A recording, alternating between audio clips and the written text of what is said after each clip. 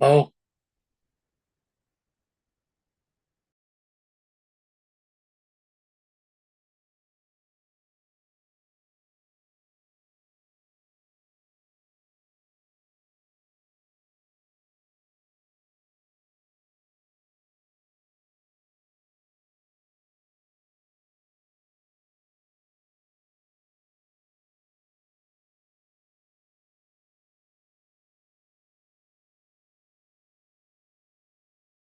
Mr. Watland, Eric Watland. Let's have a conversation with our director.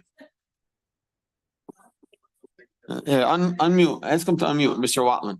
See his We can face. hear I know you're listening, Rick. Here we go. We're good. All right, we're up and running. You need her?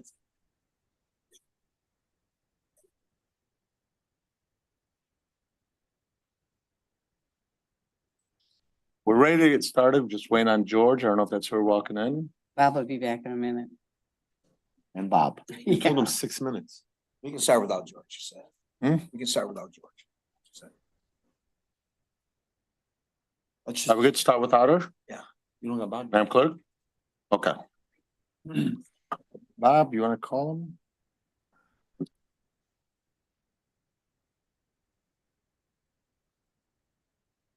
You got your phone on. You did tell him 5. I was waiting on Zoom. He's got his phone off. Is that him? No, George? George. All right, we'll go ahead and get started. Yeah.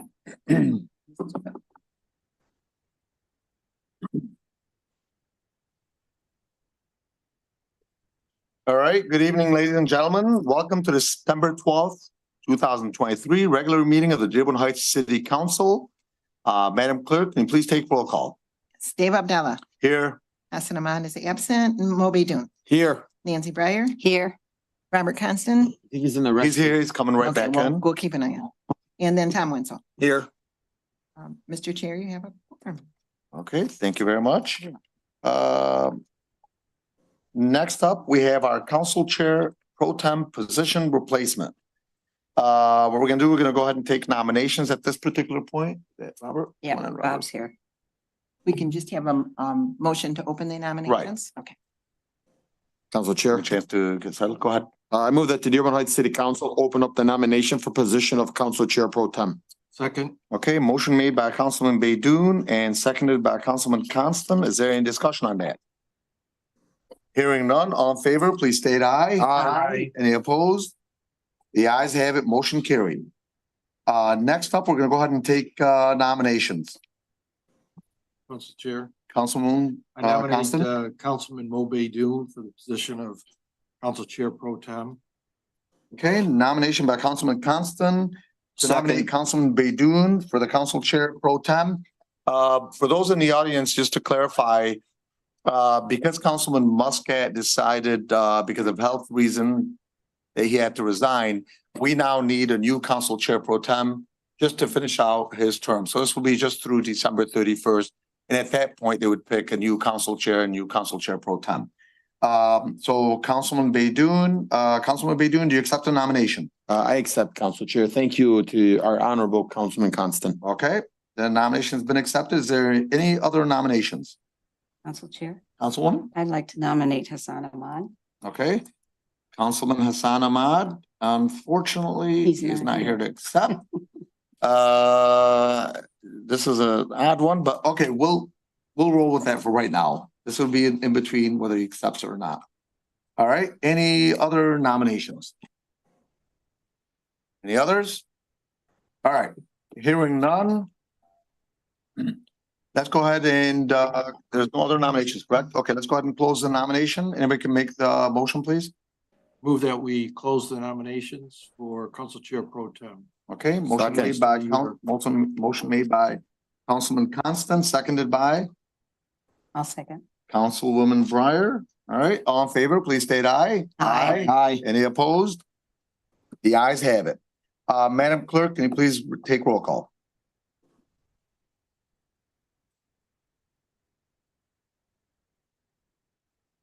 Microphone's on now. Dave Abdallah, Councilman Baydoun. Hassan Ahmad is absent. Moby Dun, Myself. Okay. I didn't know I got to vote for myself, to be I honest. mean, okay. Nancy Breyer, Hassan Ahmad, Robert Constant, Councilman Moby Dune. and Tom Wenzel. Moby Dune.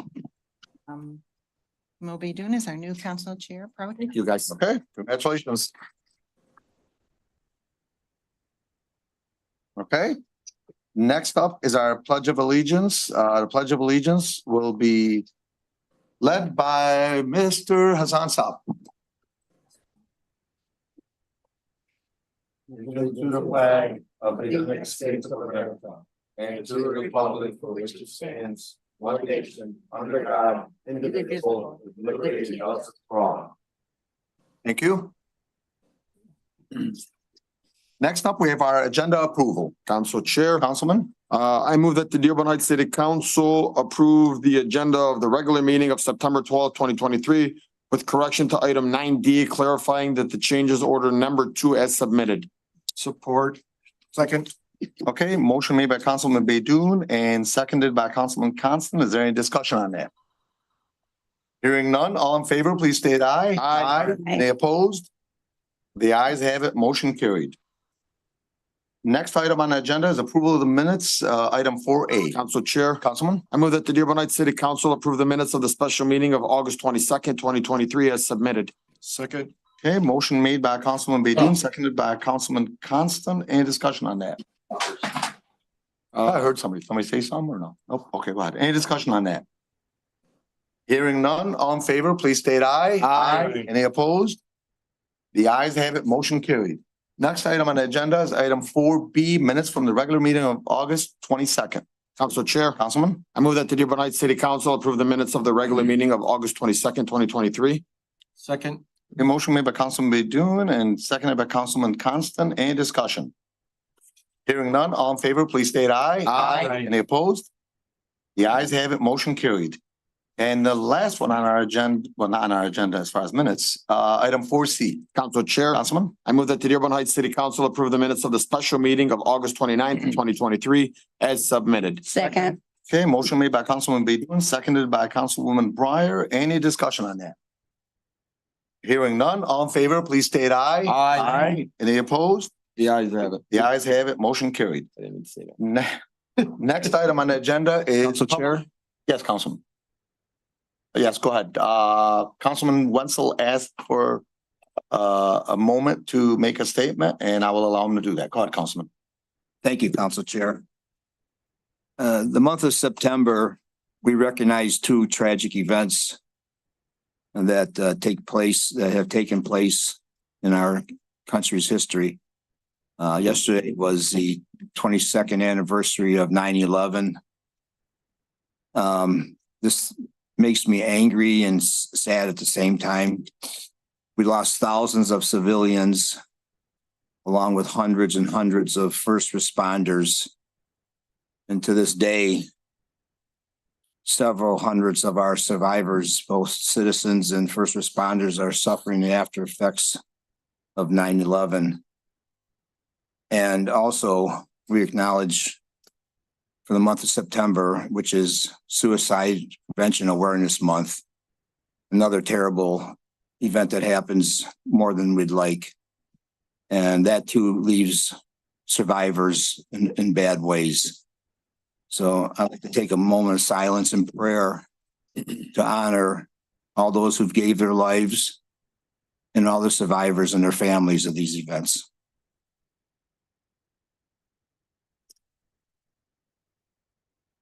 Thank you. Thank you, Council. Thank you very much, Recording in Councilman. progress. Did it just start? Hope not, but yeah. we're not repeating it all either. Okay. Unless you guys vote to have me repeat everything all over again. Yeah, no? Okay. Huh? Yeah, okay, good. Good. All right, next item on the agenda. I know some residents have called in regards to this, so I want to make it clear. This is public hearings and comment on agenda items only. So if you have a comment on anything on the agenda, you will have 2 minutes. Please state your name, city, and street. You'll have 2 minutes to be able to speak your word. Are you speaking, just to clear up, are you speaking as a resident or as as an employee. an employee? Okay, if you could just give me a quick minute. This is I not got it. set up, unfortunately. Can you do it on your cell phone? I got it. So Mo is not playing with his cell phone. He's keeping track of the minutes, 2 minutes. For you, it's a little different, so go ahead. Sure. Again, my name is Ali Deeb. I'm the city engineer. I have an item on the agenda, 9D, that I'd like to amend. This is not a change order. This is a contract extension. Until December of 2024, pending, Corp Council, issuance of an addendum. So it's really not a change order. It's more like a contract extension. Under the same terms. Under that I the same spoke with. terms of the agreement, there'll be an addendum issued to extend the contract date and value. So that's in the contract extension. And I It was apologize. 9D? 9D, that 9D, yes. Okay. That's the only. Thank you, Mr. Deeb. You're welcome. Appreciate it. Is there anybody in the audience that would like to speak on an agenda item? Please come on up to the podium. Council Chair, Yes. we're waiting. Our agenda shouldn't it be amended to reflect the addition of the 9K and 9J? Those were already added, wasn't it? They were already. They're on there? Okay, they said amended? Yeah, okay, I didn't hear that part. Okay, thank you. Okay, just give us a quick sec, Rachel. You want to set up your phone? How long are we going here? 2 minutes? Okay, I go mean, you ahead. can always give me more if you want. No, I don't need it. Rachel LaPointe, Merrick Street, Dearborn Heights. So I had a couple questions about 9C, I believe it is, the school crossing one. Yes. So there was a little discrepancy when I was reading through it that the cover letter said that it was for the design work, but reading through the packet, it seems that it's only for phase 1 and specifically says it does not include the design work. So it seems like this is just the first part of it. And I just wanted to see if, when it comes up, if Mr. Deeb could give some clarification on that. Mhm. I believe it was about a month or so ago, maybe even just the last meeting, maybe it was 2 meetings ago. Mr. Deeb mentioned that we're hoping to get a grant next month from the federal Safe Streets program for $400,000 for developing a plan for safe streets. If we do receive that grant in October, can we put this cost in that grant, since it would be essentially the same work? We'd be doing the same kind of thing for that Safe Streets grant. So this seems like it would be something that would be covered by that grant dollars. So I would hope that we'd be able to apply it to that. But the last question is that last August, you guys approved us joining the Transportation Improvement Association. This was something that Chief Hart brought, that it's a membership that we have for them to do studies on streets and safety and cars and all that. It specifically says that we can use it for school studies and pedestrian and bicycle studies. So we paid $22,000 last year to join this. And it seems like they do all the same things that are in this proposal from Wade Trim that we're already paying them to have them kind of on retainer. So I was just hoping to find out if maybe there's something in that proposal from Wade Trim that wasn't included in the TIA membership. And if that's why we're going with Wade Trim, or what the deal is with that. Thank you. Thank you. Rachel, when that item comes up on 9C, I'll have Mr. Dip come up and just give us an abbreviation on those questions. Those were some good questions, so thank you. Anybody else in the audience that would like to speak on an agenda item only? Coming up, sir? Please state your name, city, and the street you live on. Greetings. My name is Fuad Dalal. It's Fouad, 3 vowels, I know. I'm a resident of Dearborn Heights. I've been on Sheehan Street for 25 years. And during that time, I have been actively communicating with the mayor, city council, and Department of Public Works via email with regard to somebody to come over and drive down Sheehan Street and judge for themselves how horrible and not unsafe the street is. And in front of you, there are some pictures that I took from that street. So please review them. With the growing number of families and children on our neighborhood, the problem has escalated. Vehicles swerving to avoid potholes poses serious danger to the kids who often play on the sidewalks. At one point, I've seen a a Ford Taurus, hit a pothole and then bounces off and hit a fire hydrant. And also on another occasion, I saw a 13-year-old boy driving his bicycle at dusk, maybe at night, bouncing off a pothole and landing on a car. I thank you very much. One of the city council members did come and drive down on Sheehan Street, and he said, yes, this is a bad street. We need to do something about it. So he acknowledged, however, it was not, I was told later by email that it was not in the city current budget. And then the year after that, somebody came and they marked the potholes and the deteriorations in the street with like orange paint. So we were hopeful that they're gonna come and do something about it, but nothing happened. And my wife sarcastically told me they just want you to shut up and stop sending them email. So what's concerning is that houses on Sheehan Street are now staying on the market for an extended period of time, likely because the roads are very bad and people don't want to drive down the street. So please consider repairing and resurfacing the street for the safety of our kids and to make the streets less hazardous and for us to pay less cost for vehicle repairs, and our house's values are decreasing in value. Thank you. I got a question for him real quick, Council Chair. Go ahead. Thank you so much, sir, for coming here. You said Sheehan now. Where about it? Is it? West of John Daly. Is it west- John Daly and Inkster for his house. Okay, so it's Yes. more like, Rosemary, Plainfield. It's between Charlesworth and Inkster. Okay. Okay, yeah. Very bad. I agree. Thank you. Just a quick comment, sir.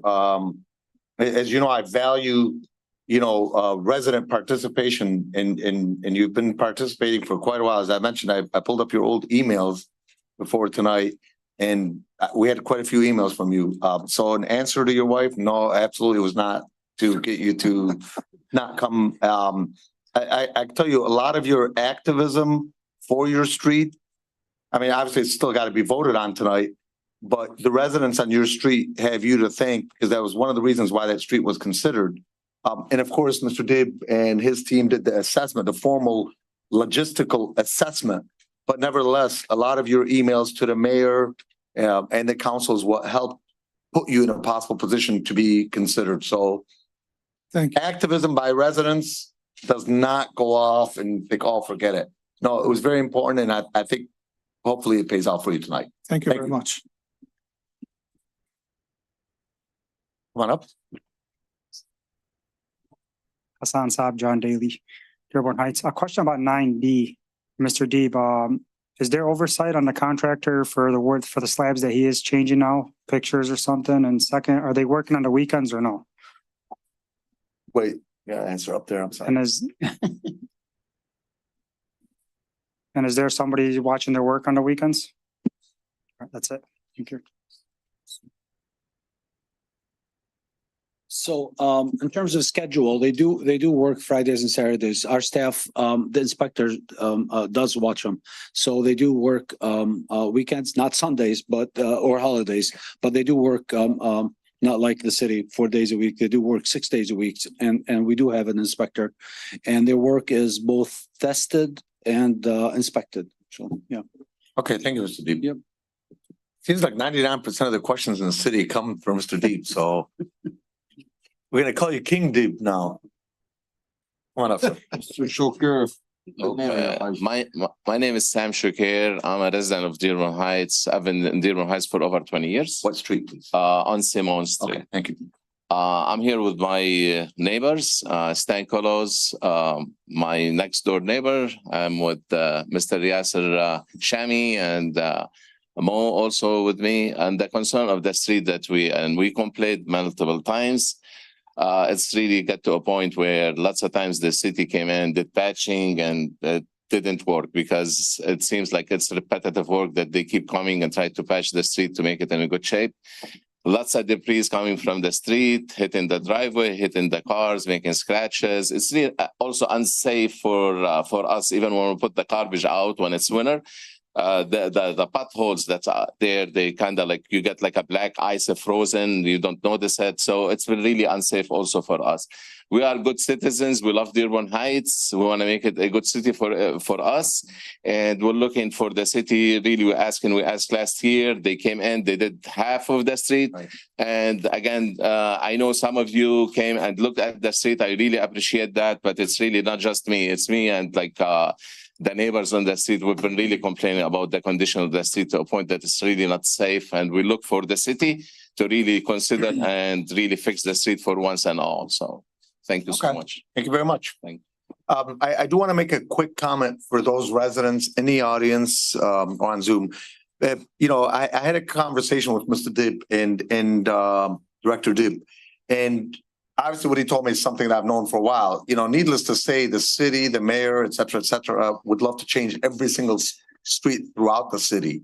But our full budget, and I'm quoting Mr. Dib, our full budget would not be enough to replace all the streets. So needless to say, our city, like a lot of other cities, have to pick and choose. They can't do every single street. So Director Dib was smart enough to bring in a company that did a full assessment of as far as I know, every single street in the city. Every single street in the city, and they ranked it based on the need. And these are the ones that were proposed by this particular company and Director Dib. So for those that see their streets not looking as perfect as a lot of us would like them to be, the reality is the city has to pick and choose every year because the budget for the streets is $2 million. So if we're gonna change every single street, it doesn't take a rocket scientist to figure out that's much more than $2 million. Just these streets here is gonna take up most of the budget. So that's why the city unfortunately has to pick and choose sometimes. And sometimes we have to be a little more patient. So thank you. You know how this works. I didn't tell you. Good evening, Zuhair Abdulha, Dearborn Heights. I have City and street only, please. 354 Rosemary. Okay. I like to always say 354. It sounds good. There are several items I want to talk about, but I'm going to go for fast. For Terrace Capital Advisors, they have submitted close to, I think, $54,000 to the police department. I would appreciate it if Director Paul Vanderplo will explain what they have done for the police department when this item comes up for discussion. Second thing, 9A. 9A, the mayor is asking, or Mariana Hernandez is asking, basically, even the mayor his name is on it. Basically to brought BLN company, which seems to me is the lucky company who got awarded $1.3 million to tell us how to report the ARPA money to the government out of $14 million. And again, we bring in a man to tell us how to spend the $4 million to $7 million, which Councilman Ray Muscat and Councilman Tom Winsel asked to put aside so we can give some compensation to all the employees who worked during COVID. The mayor is asking you to give him a blank check. He doesn't come back to you. If you approve this, you're going to be given all the control which you have in your hand to him. He can write, he can pay, he can does anything he wants with the money. So I want you to be very careful before you give your authority to anybody. The third thing, 9D. Engineer Deep, just as a friendly advice, next time, please be clear with what you put on the agenda, because to me as outsider, I look at it, this is change order, $1 million for $1 million. The last thing, the invoice. I'm gonna give you. Thank you, 15 seconds. The invoice 1331, I want the head of the legal department to sign it, not Mariana. If a lawyer was hired, he should be hired through Mr. Roger, not through Mariana.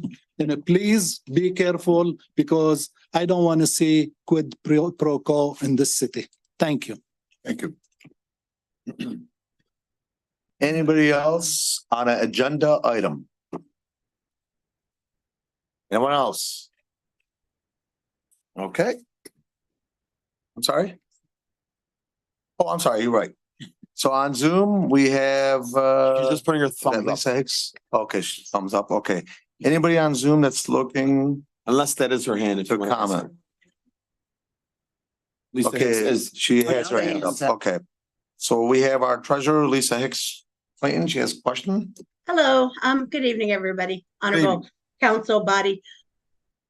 I put my thumb up because I agree with what Mr. Zuhair Abdul stated, and you as a council body. I had mentioned this at the last meeting, that if you look at section 8.9, the very last sentence talks about department heads signing on invoices, which is something that as treasurer, any checks that I sign, I look at that because we have to adhere and be compliant with the charter. So with that respect, those legal invoices, in my opinion, should be signed by Mr. Farina, as he is that department head, so to speak, of the legal department. So I just want to reinforce that. Thank you. Okay, thank you, treasurer. Anybody else on Zoom? Okay, I see none. Nobody else in the audience? Okay, thank you very much. Next up is item number 6, fund transfers and current Council claims. Chair. Councilman? I move that the Dearborn Heights City Council approve the current claims ACH wire transfers 6-1 through 6-59 as submitted. Second. Okay, motion made by Councilman Baydun and seconded by Councilman Constant. Any discussion on that? Council Chair. Councilman? Once again, I have an issue with the Shank bill. It's not labeled, but I believe it's 652. And I want to thank our comptroller for giving us this handy dandy little summarization of our claims. It comes in really handy. There's several things on here that are What just item is this? 652. 652. This is an invoice that's dated May 1st of 2023. But there's items on there that are dated after that invoice date. On the back page, you see there's an invoice for June 1st of 2023 and July 5th. But the invoice is dated for May 1st of 2023. I don't know why these are added on when the invoice was dated several months before that. There's also an outstanding amount on there, outstanding balance of 7,000 with no backup. We don't know what that is. Once again, it's really unclear what this is all about. And then these fees that they're charging here, they're charging $300 an hour. And there's several things on here that we need to talk about. Maybe we have stations, but I was reminded, and to the best of my recollection, City Council approves fees paid out to lawyers that do work for us. And the most we've ever approved was like $275 for our labor attorney. And that was a one-time deal for him only. And City Council has to approve these numbers. And we've never approved anything over $160 an hour. And this invoice is for $300 an hour for every hour. So this again it's brought up again because last meeting we didn't have any backup at all. Now this backup's coming with all these questions. I think we should, table this one, take it off. Get some more. These are all charges to the Warren Valley Golf Course in one way or another. There's liquor licenses. Shake represented the golf course or the Issa brothers in negotiations with the city. And so he was negotiating against the city or with the city. Now he's representing the city. And it's like a conflict of interest. He's working on both sides. He's, dealing with the city and he's dealing against the city. And some of these things, I think our own corporation council should have taken up. Some of these, it just throws up. There might be explanations for this, but it's all red flags thrown up. This whole thing is just solid red flags on this claim. And I think we should table it and set it aside and get more explanation. Especially if we got outstanding balance 7,000. What's that for? We got, the dates don't match up. You look on your last page, council people. There's item 1388, that's dated 6/1/2023. And then item 1514-A, that's dated July, and this invoice is from May 1st. That just doesn't make sense. So, Council Chair, I'm asking that this be removed from the packet. Well, but Councilman, okay, so just a couple items I want to address with this. First of all, this is the one that we had asked the last time for the administration to provide us with backup. So to be fair, we didn't pay it last time, and then we asked for backup to be provided, and that's what's been provided. So on that end, they did what we had asked them to do. I'm gonna give you my personal 2 cents worth on this. Do I think and I'm not an attorney, so this is just my personal feelings on this. Do I think it's a complete conflict of interest or illegal or not allowed for Mr. Shank to represent the mayor in the recall? And then also represent the Issa brothers while they're working with the city, I don't want to say against the city, but he's representing another entity, kind of sort of versus the city. Is it illegal? In my personal opinion, I don't think it's illegal, but does it pass the smell test? It could be a conflict of interest. And me personally, if I was in that position or being in that position, I would personally ask either the Issa brothers not to use Shank, which I know we can't enforce that on them, or maybe we don't use the Shank organization anymore, because again, it may not be illegal, and you could better tell me, Roger, but it doesn't smell right. Well, I think to start off with, what the council presented last time to me were 2 forms where the backup was Okay, if you don't mind, actually, please, nothing from the audience. the backup was actually forwarded, contrary to what was represented by council. Prior to the meeting, you and I talked about another incident about a productivity at the courts. That's what I thought, but the backup was actually presented prior to that. Then what we got last time were 2 letters, invoices spliced together. That's why when we asked the question, who's Anna? Remember? And who's Marie? I had no clue what you were talking about, because they mixed them up when they put it to the city council. And to the clerk's office. And I talked to the clerk's office, where did this come from? And they said, that's how we got it. So we had to go back and do an investigation with the controllers. So in response to Mr. Wenzel, dutiful questions, I think that how everything has been presented, if you have a question with the particular bill, it helps when you send it to me before council meetings so I can address it with the parties. I wasn't doing the signing at that time. I did review it afterwards, after the city council meeting, and I started signing them and reviewing them. I have to go back to see if there's anything else on the documentation presented that raises an issue. I didn't see anything that was of controversy. I appreciate him highlighting it. I will follow up.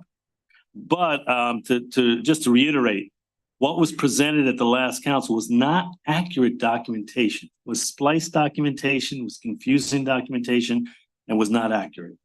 I don't know why, because Mr. Hussein Saad had sent in his backup. Somehow it didn't get sent to you. I don't know. I don't have control over that.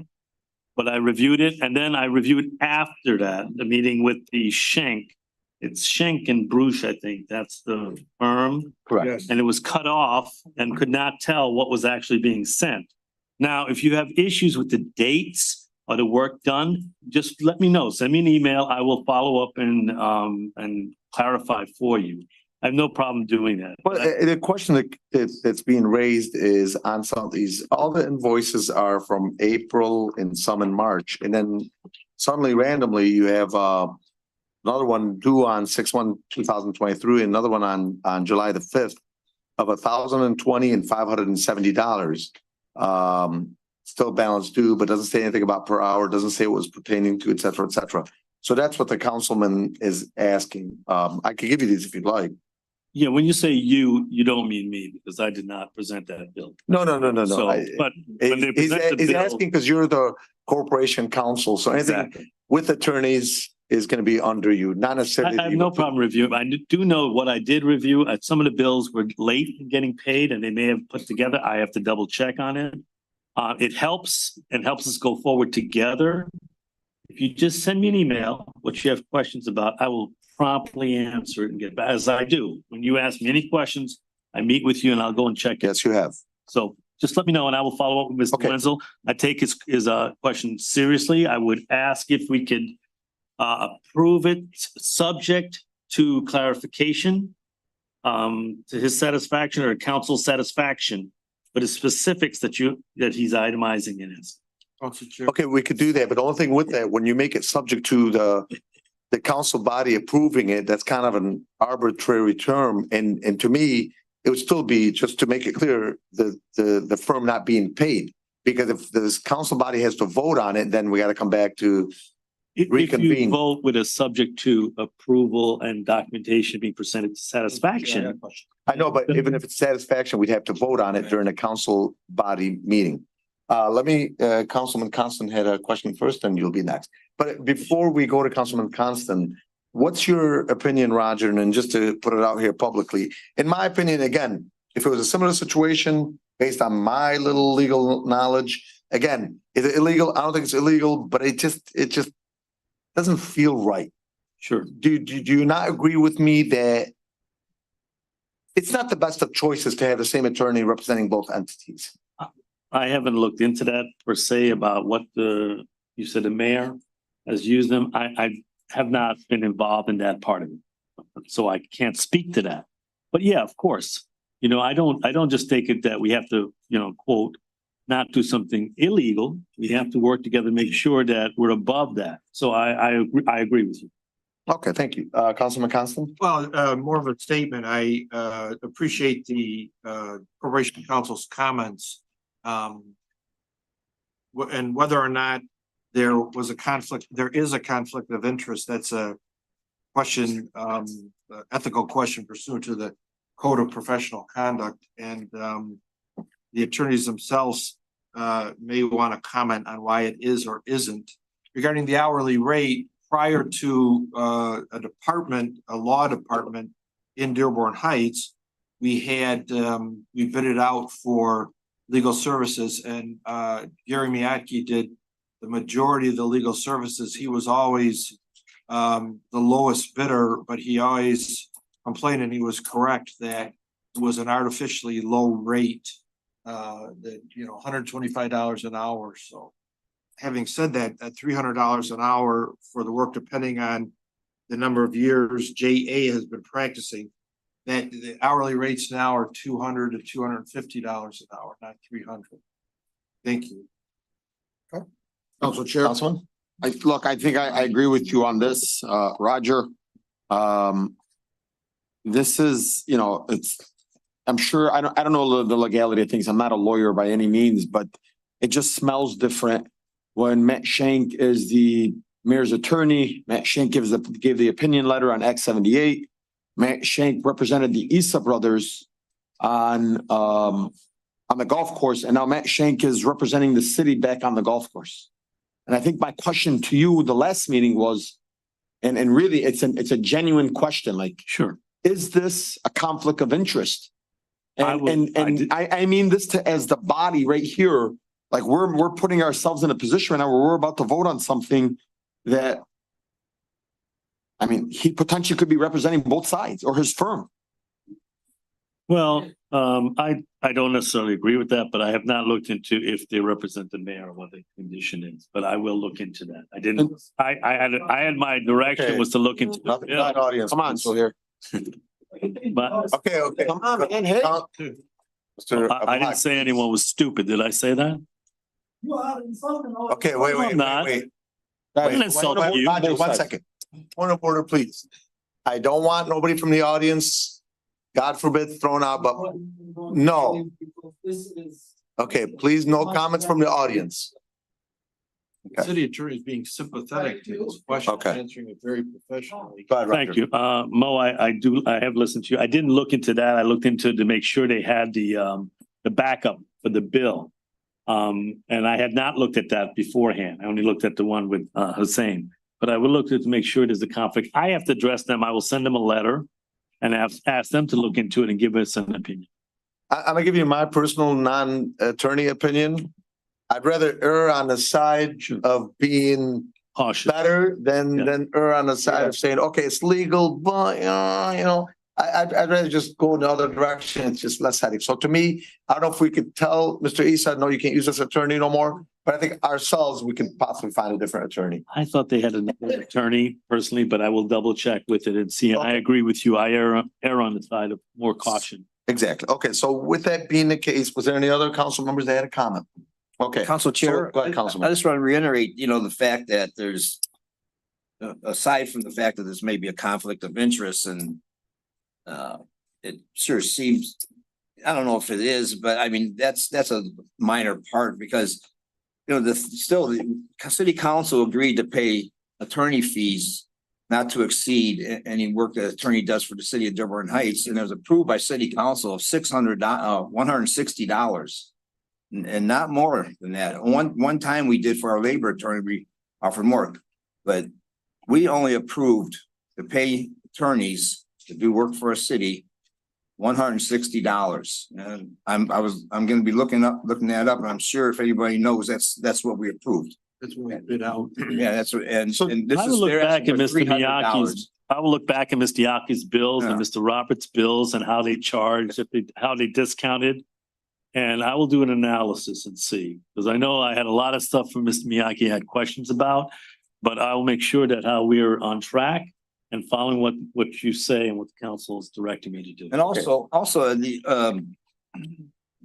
hate to keep carry this on, but on the last page, the outstanding balance, it itemizes everything up until $5,427, all these fees. And but then there's an additional outstanding balance of $7,017 for what? I mean, there's no backup at all on that. Well, I have to double check to see if the backup has been sent. It just has not been forwarded to you, And like the last time. a lot of these fees are due to legal things going on with the liquor license at the golf course. And Councilman, I want you to know that is on the council, that is on the city to get the liquor license. yeah, It's because it belongs, the liquor license is the city's issue. well, it's gotta be in both, it's gotta be in the tenant's name and the city's. Correct. The city doesn't have to do that. But you gotta remember, this is still all belongs, you have to keep in mind, the golf course still is the city of Dearborn Heights, Oh, yeah, I know. operated by the Issa brothers. Well, that's what I'm So saying. I like, mean, we are still, it just, the issue Right, is we had here to is. take Onita off, which we did this week. We had to do legal work to get a lot of the things moving on this with the state and the liquor license commission, which we have been actively working and diligently moving forward on. well, both Okay, I names just have want to to- clarify, if you don't mind, Councilman. The number of 7017 comprises of the 5427, which was the breakdown of the total hourly fees. In addition to that, 1,020, which does not clarify what that is specifically for. It just says invoice number 1388 and invoice number 1514-A, which obviously clearly that tells us nothing. But those two amounts added to the 5427 equal to 7,017. Okay. So I just want to clarify. All right, Yeah, okay. so it's not a $7,000 All balance. right. So it's not a it's a total $7,017 balance. But that includes what's the hourly wages in addition to those two. I don't know what they're for, but two additional figures. Okay, all right, thank you. Yeah, I see that. Do you have any other questions or that's Well, it? I think we should, So what's your motion? Refer back to administration. So the motion was made by Councilman Baydun and seconded by Councilman Constant. We've had discussion over that. Is there any change in the motion by Councilman Baydun? Council Chair, I will refer this back to the administration. What line? So item? when you say refer back, you're talking about this specific line item? Correct. By the way, also, I want to make it clear, Roger, I do want to see this get paid. I think moving forward, I think we need to have a clean slate. But again, we also want to just make sure that we're in the clear, the city's protected, and that we're doing the right proper fiduciary duties for the city. All right, so just to be clear, Councilman, you're saying claim number 52 is to be taken back to administration. That's, Let's clarify what specifically for. I mean, for legality reasons, making sure So that we are. so you say to get a legal opinion Yeah, from our corporation counsel, if this is legal, okay, rate too also. what the proper hourly rate. proper hourly rate, and then I would also like to have a clarification as far as what 1,020 and what the 570 were for. Number 49. It's So 49, guys. It's number 52. That's Wade Trim. No, Schenken and Bruce. Yeah, it is. 52. I don't have that on me. It's 52. That's the. Okay, so at Is this that on point, the amended? It's the amended. okay, so are you seconding that, Councilman Constant? I am. Okay, so seconded by Councilman Constant. So the motion was amended by Councilman Baydun and seconded by Councilman Constant to take claim number 52 back to administration with the three items, just to clarify, the three items to be cleared up. One, if this is a conflict of interest / legal, illegal. Two, what the two claims are for, the 1,000 and something in the 570. 1,020 and 570, and three, to verify the amount being paid per hour at $300. Has that been approved by council? And when? Is there anything else, Councilman? That's it. Okay, The JA or, you know, the experience of the attorney, how long they've been admitted that information. okay. So motion made and amended by Councilman Baydun, seconded by Councilman Constant. All in favor, please say aye. Aye. Any opposed? The ayes have it. Motion carried. Council Hi, Chair, Jim Allen. you know, He's over. maybe, I don't know, is this for conflict of interest? To have in-house people looking at a conflict of interest, isn't that like, you know? Well, we're gonna take, he's. This be Attorney General issue or So something? so I will answer that. Council Chair. Obviously, it's a, to the restroom. yeah, no problem. Obviously, as a council person, you're welcome if you'd like to look into that, whether you call somebody in the state or what have you, that's one. Two, when our corporation counsel, which, you know, I consider him a very reputable corporation counsel, and I've enjoyed working with Roger. When he gives us an opinion, it's not offensive. I hope it's not offensive. No. He may give an opinion of X or Y or Z. If we're comfortable with the opinion, we move forward. If we're not comfortable with the opinion, then we ramp it up to the next level. And at that point, it'd be with due respect, we're gonna go to the Attorney General with this just to get a second opinion, Yeah. or maybe another attorney. Council that matter. Chair. And what I said was, so just so it's clear, that the attorneys could say, well, they did represent Mr. Issa, but on this and not on that. And so on and so forth, but our corporation counsel, that's what he's hired for, be the judge of what is acceptable and what's not. Okay. All right, so motion has been carried. Next item on the agenda is reports from the mayor. First item is 8A, Community and Cultural Relations Commission appointments. Council Chair, Councilwoman, go ahead. I'd like to make a motion that the Dearborn Heights City Council concur with the mayoral reappointments of Leslie Windless and Latanya Gator to the Community Cultural Relations Commission, with each term expiring August 2026 as outlined in 8A. Second. Okay, motion made by Councilwoman Breyer and seconded by Councilman Constant. Any discussion on that? I'll make a little just point, saying I've served with both of them, and I can tell you, these two are rock stars. So we are blessed to have them in our community and our city, and they do a great job. I really enjoyed working with them on a commission for, I think, 2 years or something. So They're both. they've got my full support, that's for sure. Council Chair? Councilman? Yeah, thank you. I know these two young ladies, they've been on the commission since its conception, and they've only moved it forward constantly, and our hat goes off for your hard work and dedication for this commission and for all your work you do for the community. Thank you so much. Council Thank you, Chair, Councilman. I wasn't here while they read this because I would have loved to have read this because these are two of my favorite young gals. I will tell you this great story. I've known Latanya and Leslie together. I actually started with them. I'm still on there with them just as an ex officio. I didn't even choose that. They just kicked me to the curb, but it's okay. And you know, I talk to Leslie all the time. One day I texted her and I said, "How you doing?" And she said, after 5 years of being a good friend of the, no, I'm sorry, Latanya. And she said, she said, "Who's this, bro?" And And I was standing in front of her as I was texting her. And then I walked up to her and I said, "Who's this?" Sure, I left all my contact. Great young gals, great story. I wanted to share that. I swear to God, I love you guys. I promise you, I love you guys. They do great work. I know that there are a few things that they're, really wanting to do, and they want to see some changes and they want to find some funding.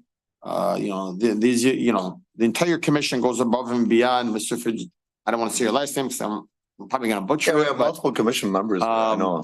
Mrs. McDonald, Mr. Frigida, I didn't want to say it wrong. Our very own Honorable Najat Janoon. Look, this is a great. I'm actually still on there. I'm excited to still be on there. I know I'm not as active as I wanted to be in the beginning, but they told me I'm no longer a voting member, so I just sit there. But really, congratulations to the two of you guys. It really would not be where it's at today. And salute to everybody that's on there. But Leslie and Latanya, you guys are absolutely amazing. And I appreciate you guys for all that you do for Dearborn Heights. God bless you guys. And I make a motion that Latanya answers Councilman Moby Dune's text messages, please. All right. So a motion made by Councilwoman Breyer, seconded by Councilman Constant. All in favor, please state aye. Aye. Any opposed?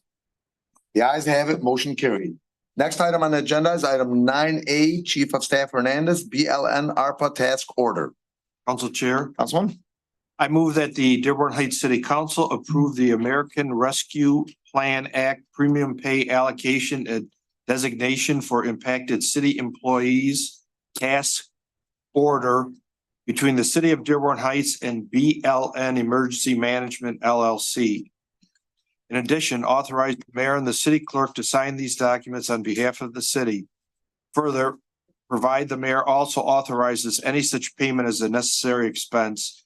The city council authorizes warrants to be issued from ARPA Professional Services GL account number 101-200-822-000 for payment of these services. By doing so, the city council is authorizing any such warrant and payment without prior authorization by the city council of the specific warrant and payment as permitted by and consistent with City Charter Section 8.9 as outlined in 9A. Okay, motion made by Councilman Constant and seconded by, I'll second it. okay, Councilwoman Breyer.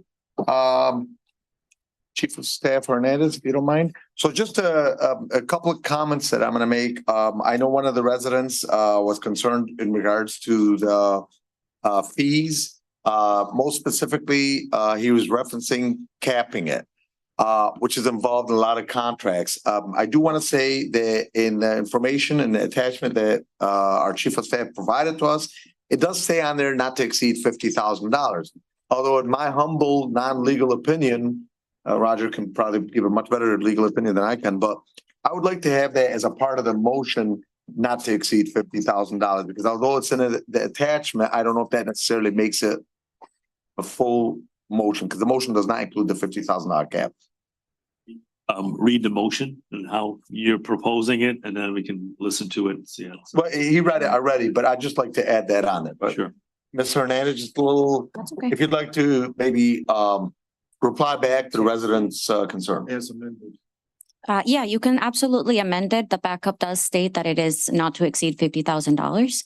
I don't know if you want me to elaborate a little bit more on the item. No, just if you don't mind, I know the resident that just left had some concerns in regards to that. So if you'd like to address some of those questions, you're more than welcome to.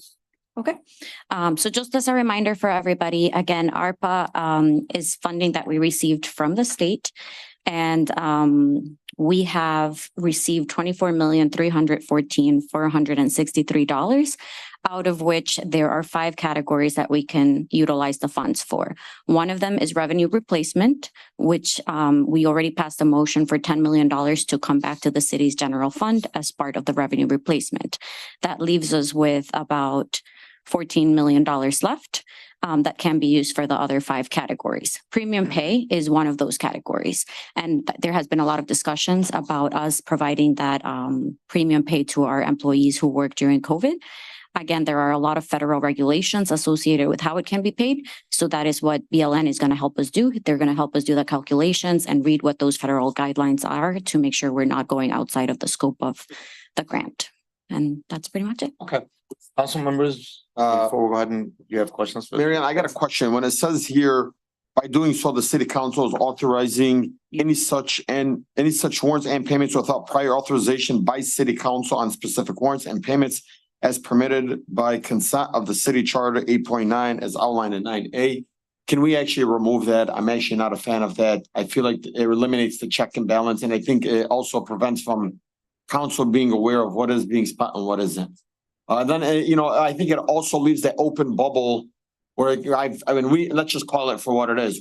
We're seeing the talks. Somebody that's working in this department is saying, oh, this is being spent, running to city council. I think really eliminates all the black clouds, allows us to be transparent, and at least city council still involved. That's basically what's going to be my decision on voting either yes or no on this.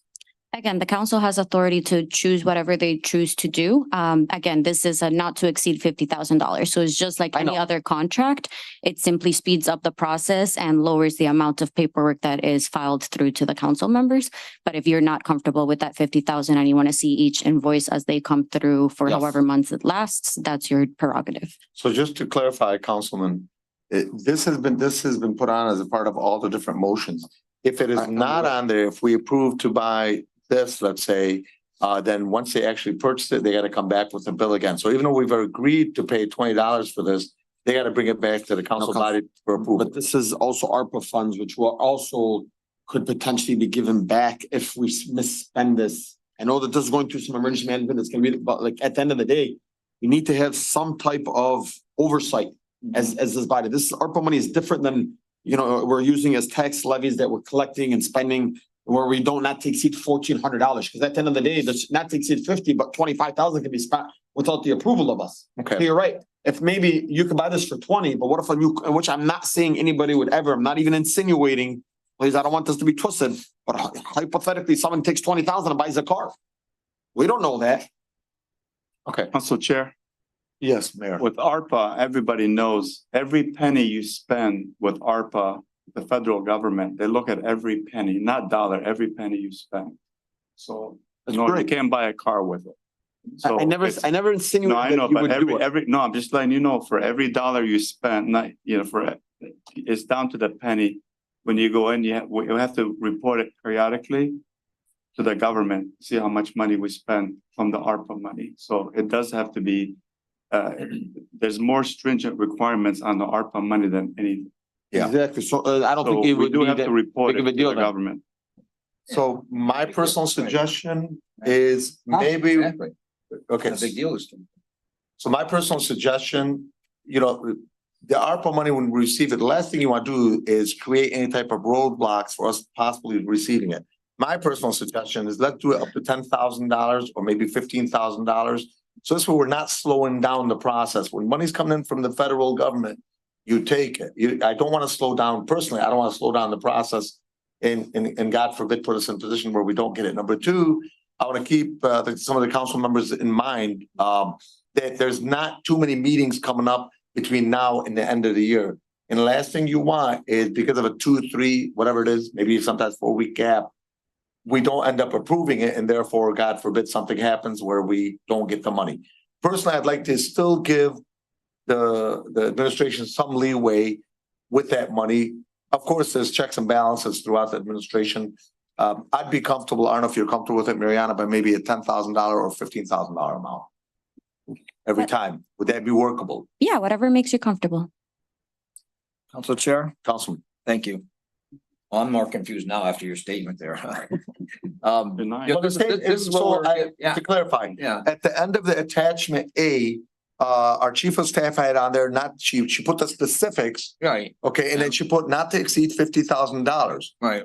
What I said earlier to our corporation counsel, Roger, is It's a part of the attachment, but it's not a part of the motion. So it's not a part of the motion. Yeah. That's just paperwork. Well, because So I said, let's add it to the motion, the actual cap, the cap amount. I, What I'm suggesting now, based on Councilman Bedun, let's make the cap maybe 15,000 or. I understand that part, but your statement that we might not get this money. My understanding is we already have all this money. Correct. We already got it one time and that was Right. it. But, so, you know, when you said that we might not get the money, that's confusing. I go, wait. I see what you're saying, yeah. But you know, in our packet, we got this right here. And nothing on the back. And then on our desk, when we got here, we got this. But to And be it's all fair, broken down. to be So I haven't fair, it looked was at any of emailed to this, us. and, you know, I'm trying to look at it now. And I don't even know what this means. It says not to exceed $550,000 and this is labor rate table. And I don't know what this means. Office manager, $315 an hour.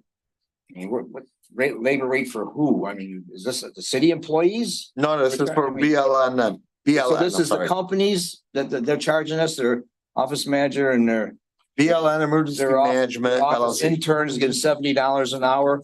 I mean, we have hardworking Council Chair. DPW, don't make half that. This table is like, these are like lawyer fees. Council Chair. Project manager, I mean, Okay, one second. engineer, Let the mayor- $225 for a senior environmental analyst. I don't even know what this is. I mean, we just got this. And I was against hiring this company from the beginning and I'm voting no on this because I just don't. Just spending money, someone telling us how to spend our ARPA money, it just doesn't make sense to me. It's it's very valuable. So I want you to keep in mind, Councilman, that there's certain money that this money can only you be. can Google it. You can Google that information. No. It's a little more complex than that, but let's. Yeah. let's I let the look, mayor- there's a lot of things that I agree with you on, but I can't agree with you on Googling this. Councilman, Mr. Mayor, go ahead. You guys already approved BLN. Correct. And the tables were in the original contract that you guys approved many, many months ago. So are we just being, I voted no. okay, whatever you guys do. Anyway, we put this in front of you guys to approve or disapprove it. So it's up to you guys. Okay. Chief Staff, you had something you want to That's what say? the mayor said, actually. Okay. I do want to clarify two things, just to be fair. This was emailed over to us by the clerk's office after the initial packet. So these attachments, she just, the clerk's office put them on our desks here just as a backup, but she had emailed them either Friday or Monday, if I'm not mistaken. Monday? Monday, yeah. So we did receive them on Monday via email, which was additional backup that was provided by the chief of staff. Okay, any other comments on this? Okay, let's go ahead and take this to a vote. Council Chair, so are we amending this? We're gonna amend, okay, so Can someone what is it? propose it again? Look, I If feel, you're amending it, I'd you feel, gotta pick a dollar. I'd feel comfortable with $10,000. Not exceed $10,000. Then And I want a motion including capping it at 10,000. I didn't start the motion. I didn't read this motion. Okay, so Councilman Constant, Yeah, was it 10,000 or 15,000? I just, 50,000 is what the chief of staff put on the backup. If it's on the backup, that doesn't make it binding. It's just on the backup. So I said, if it is 50,000, it's gotta be a part of the motion. But I suggested, let's not keep it at 50,000. Let's keep it at either 10 or 15. It was just a arbitrary number that I picked. It's a little more manageable. Was the chief of staff comfortable with 10,000 or is that too low? Yeah, I don't believe one of their invoices would exceed $10,000. And then you can come back to us with another one when it comes in. And I think that keeps everybody, keeps Happy. everything, It's a compromise. Okay, so go ahead and make. Look, we already approved them. Might as well With just. that amendment, not to exceed 10,000. Okay, so the motion has been amended by Councilman Constant, amended not to exceed But $10,000. also, we're not gonna keep, Yes. we're not gonna leave the part where it says authorizing the city council with specific warrants and payments, because you are now going to have to come, anything exceeds $10,000. But if Okay, it's let above me clarify. 1,500 and If it's- 10,000, then I would have to. do $5,000, that. $6,000, no, they don't have to come back for the council. Only over 10,000. So you're gonna eliminate that last line? No, that last one's the same one that's on all the motions. The only thing that's changing right now, we're capping it at $10,000. So if there's a bill that comes in at $1,500, the mayor and the controller is authorized to pay that.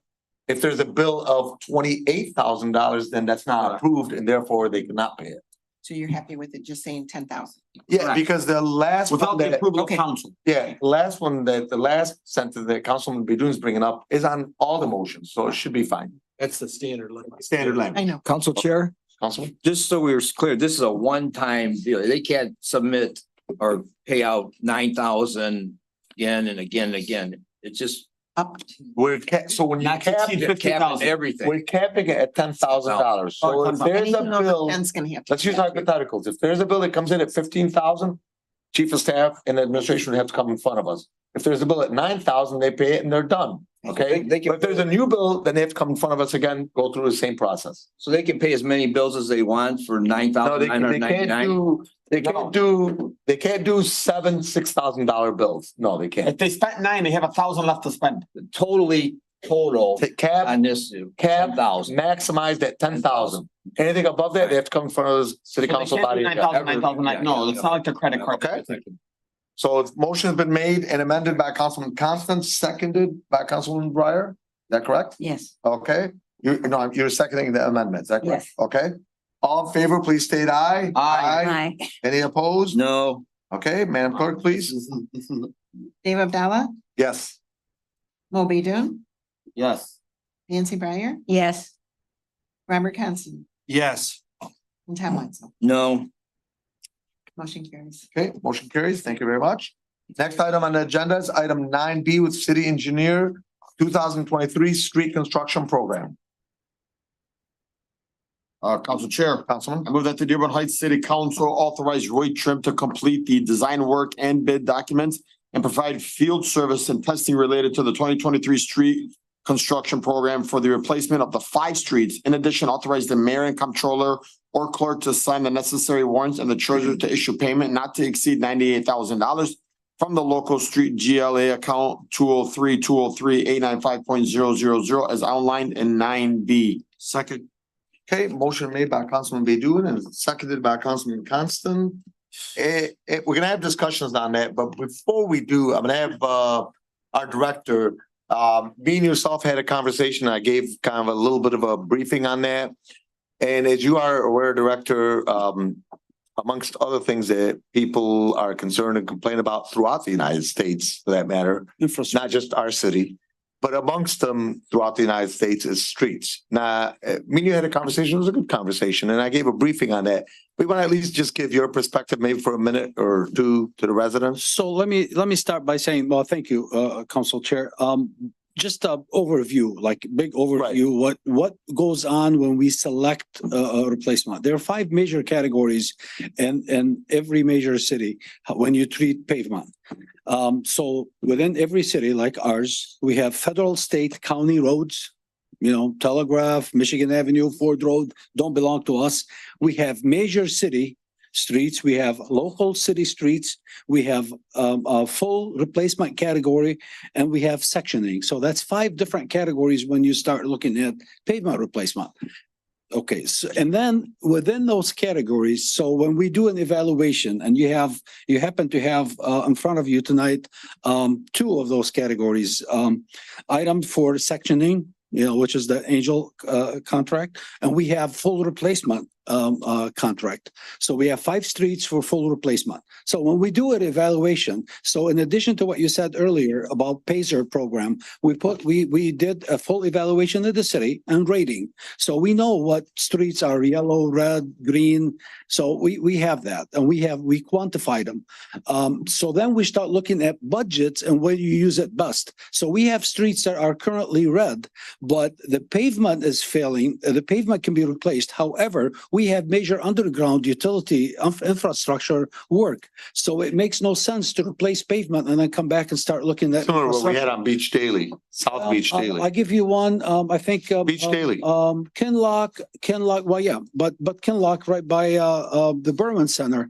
I was gonna put that on the full replacement category because it needs it north of Haas.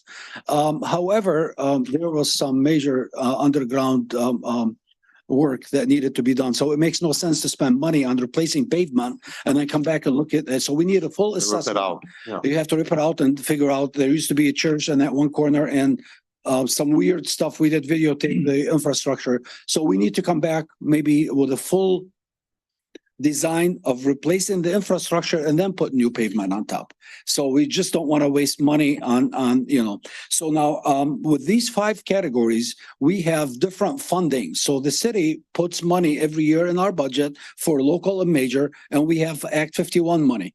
So we put all that money together, but each category has its own different criteria. Act 51 for major is for major roads only. You have local roads. So we have all these budgets. And then what we do, this is the money that funds all this work. So the sectioning that you have before you tonight, I believe is $1 million contract extension, 9D is part of that money. And then you have 5 street replacements that are on the street now for bid. That's part of that money. And those are local. So this is what comes out of our budget each year. And so we're adding those to those categories. So these are the 5 categories that we look at every year, and we try to wisely use our budget to where it's needed most. So ultimately, we will get to a point where our streets are to a level where we say, you know, now we just need to maintain, but we're not to that level yet. We're catching up on a lot of the pavement work that was neglected, not kept up with. But this is no different than all major cities have that issue. In fact, the entire country has infrastructure issues now. So we're trying to play catch up, but we're trying to do it in such a way that is wise, not very expensive to our taxpayers. We are seeking funding from every possible grant opportunity. So we are now on the federal aid list for the first time ever. So now we're getting some money for, federal money to the city. So all of this is designed to keep those 5 categories in line without adding to our budget each year and coming back and Mr. saying, Dean. no, I need 10 million. So sorry to cut you off. For the residents that are here waiting, Mr. Choker Sorry. and his can we give them a timeline of when we're expecting to start this project? Well, it's got to pass Which first. So one? wait, hold Which on. one? The 5 streets that need to be repaired. Provided it passes, so it has to Assuming pass. that it passes. So assuming that you pass it tonight, this is for the 5 streets that you have before you, Crestwood, and you have that list. These are red and they're ready for the bids are out on the street now. They're due on the 21st. So they're out to bid. Hopefully, I've got a lot of calls. Are we gonna work on them this year? We done this Yeah, we're year? gonna start. No, not done. Start. We're gonna start. So the way it was bid, we have 5 streets. Look, we asked for do 1, 2, or 3. There's a lot of work out there. Contractors are not. They're just swimming in money. ARPA made it very difficult. So we can approve. So we're gonna approve for 5. 3 could be done, and the other 2 might just take 2 years. No. So if they start, they may have to come back in March and finish them. That's basically. We haven't talked schedule. The bids are not even back yet, but I'm getting a lot of calls from contractors.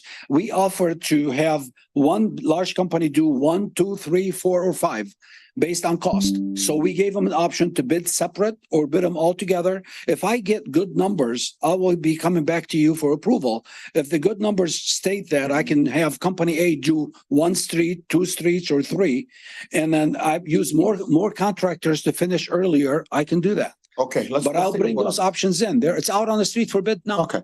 So I tell you for myself, I've personally driven by these streets. As you know, myself and yourself have had many conversations in regards to these streets. Including, I know the mayor has been in on a lot of these conversations, and I can tell you they're badly in need of not repair, replace. So I'm glad this is moving forward, and I hope we can get this thing to pass, Mayor. Okay, so I mean, I wish what Mr. Deep just mentioned, trying to catch up or like every city, but actually we're in a worse situation because we're going back and repaving streets that was paved before. They were paved in the past. So we've just bumped into a street that this is a street that the city paid for. 3 inches of concrete. And your sidewalk is minimum, it's 4 inches. 4 inches, yeah. This is a street where there's vehicles and trucks going over with 3 inches of concrete. It should be minimum 6 to 7 inches. And this is the stuff that we're finding. And again, this is stuff that we're finding out. We're trying to fix these things. So it's not just like, I wish we were just doing streets that were done properly in the past. We're finding streets that they were improperly done with less than half the concrete on these streets. Wow. So it's pretty pathetic. that this stuff was done to the city of Dearborn Heights. It went in front of council. They approved it in the past. And we don't know the date on it. I asked today, I want to see contracts, see who did that work on that street. Wow. Thanks for the good fight.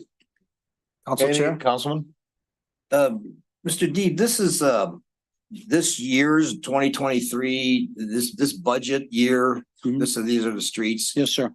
As many of our council members up here know, we have several residents that read the packets online and to get them out on Thursday, whatever. And I was bombarded by, not bombarded, but a couple dozen maybe calls and communications from people from the south end that said they noticed not one of these streets is on the south end for this year. And I know we've done some work in the past. Right. But I mean, couldn't we just throw a bone in there and get an So- intersection or something? All right. Again, sir, I have a Pazer map that shows where all the stuff, but the sectioning is heavy on the south than it is on the north. We're doing sectioning on the south. So, and again, what I failed to say earlier is that the difference between sectioning and full replacement is if you look at Sheehan, you get to a point where more than 60% of the pavement needs sections, then it's cheaper to fully replace it because you can do it, the machine. Well, not to mention aesthetically, it looks nicer. And then, and economically too. So if you're gonna jump pieces, you get to a point where I reviewed those streets and especially on Sheehan, you got to a point where you can do sectioning, but it was more than 60 to 70% bad. So it became cheaper to actually do full replacement versus small pieces all over.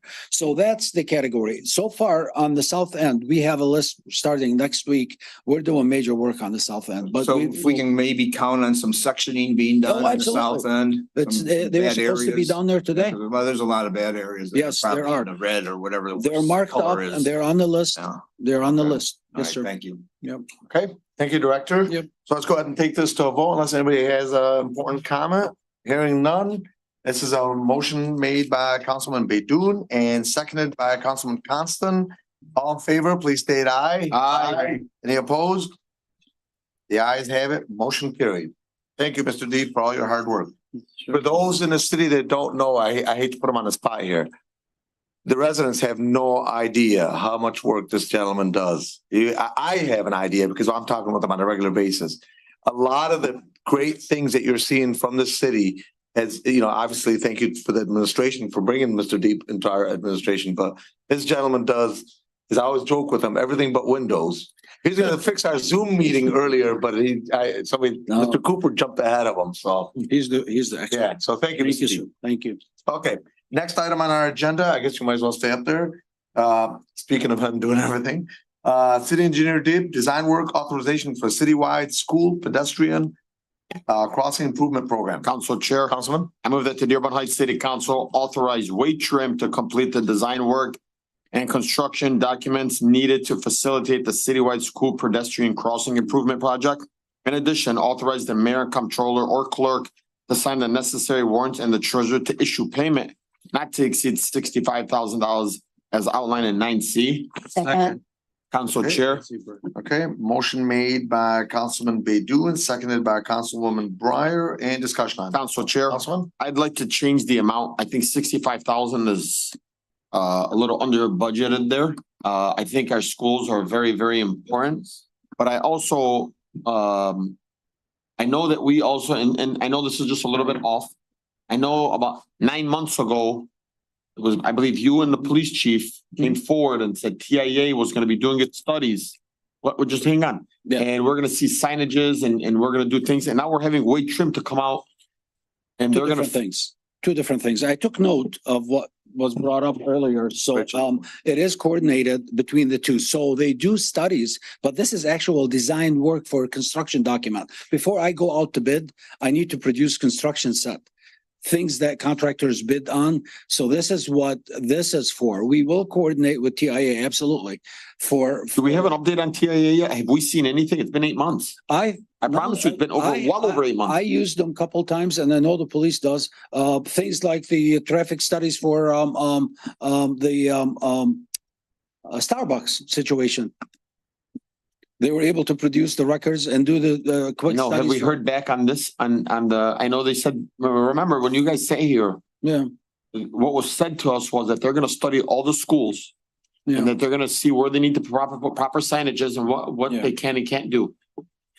I haven't seen it personally, but this is just the design work Just for design of construction document to produce this. So this is different. Okay, so the question I have, Mr. David, so let's presume for right now, we approve, look, this is big on my personal agenda, as you are aware, some members of the audience have been coming forever, and there's one main one. There's our chairwoman for that. Have been coming for a while, looking into this. And I, for one, was blown away that unfortunately our city, and I'm not blaming this particular administration, I'm not blaming any administration, but unfortunately, this has gone on for too long. Like for example, there's some things that I presumed would be in every single school were not there. And honestly, I was dumbfounded that it's not. So needless to say, this needs to move forward ASAP. The question I have for you is, provided it passes today, provided it, and I'm saying provided because obviously we got to vote on it. Right. When will boots on the ground be there? When will a student walk across and see lines in and signs up? And somebody in the audience like a couple of weeks ago mentioned the word school across right on the street before, when you're driving. Every school should have that. Every school should have that, absolutely. So personally, I'm going to be pushing for that too.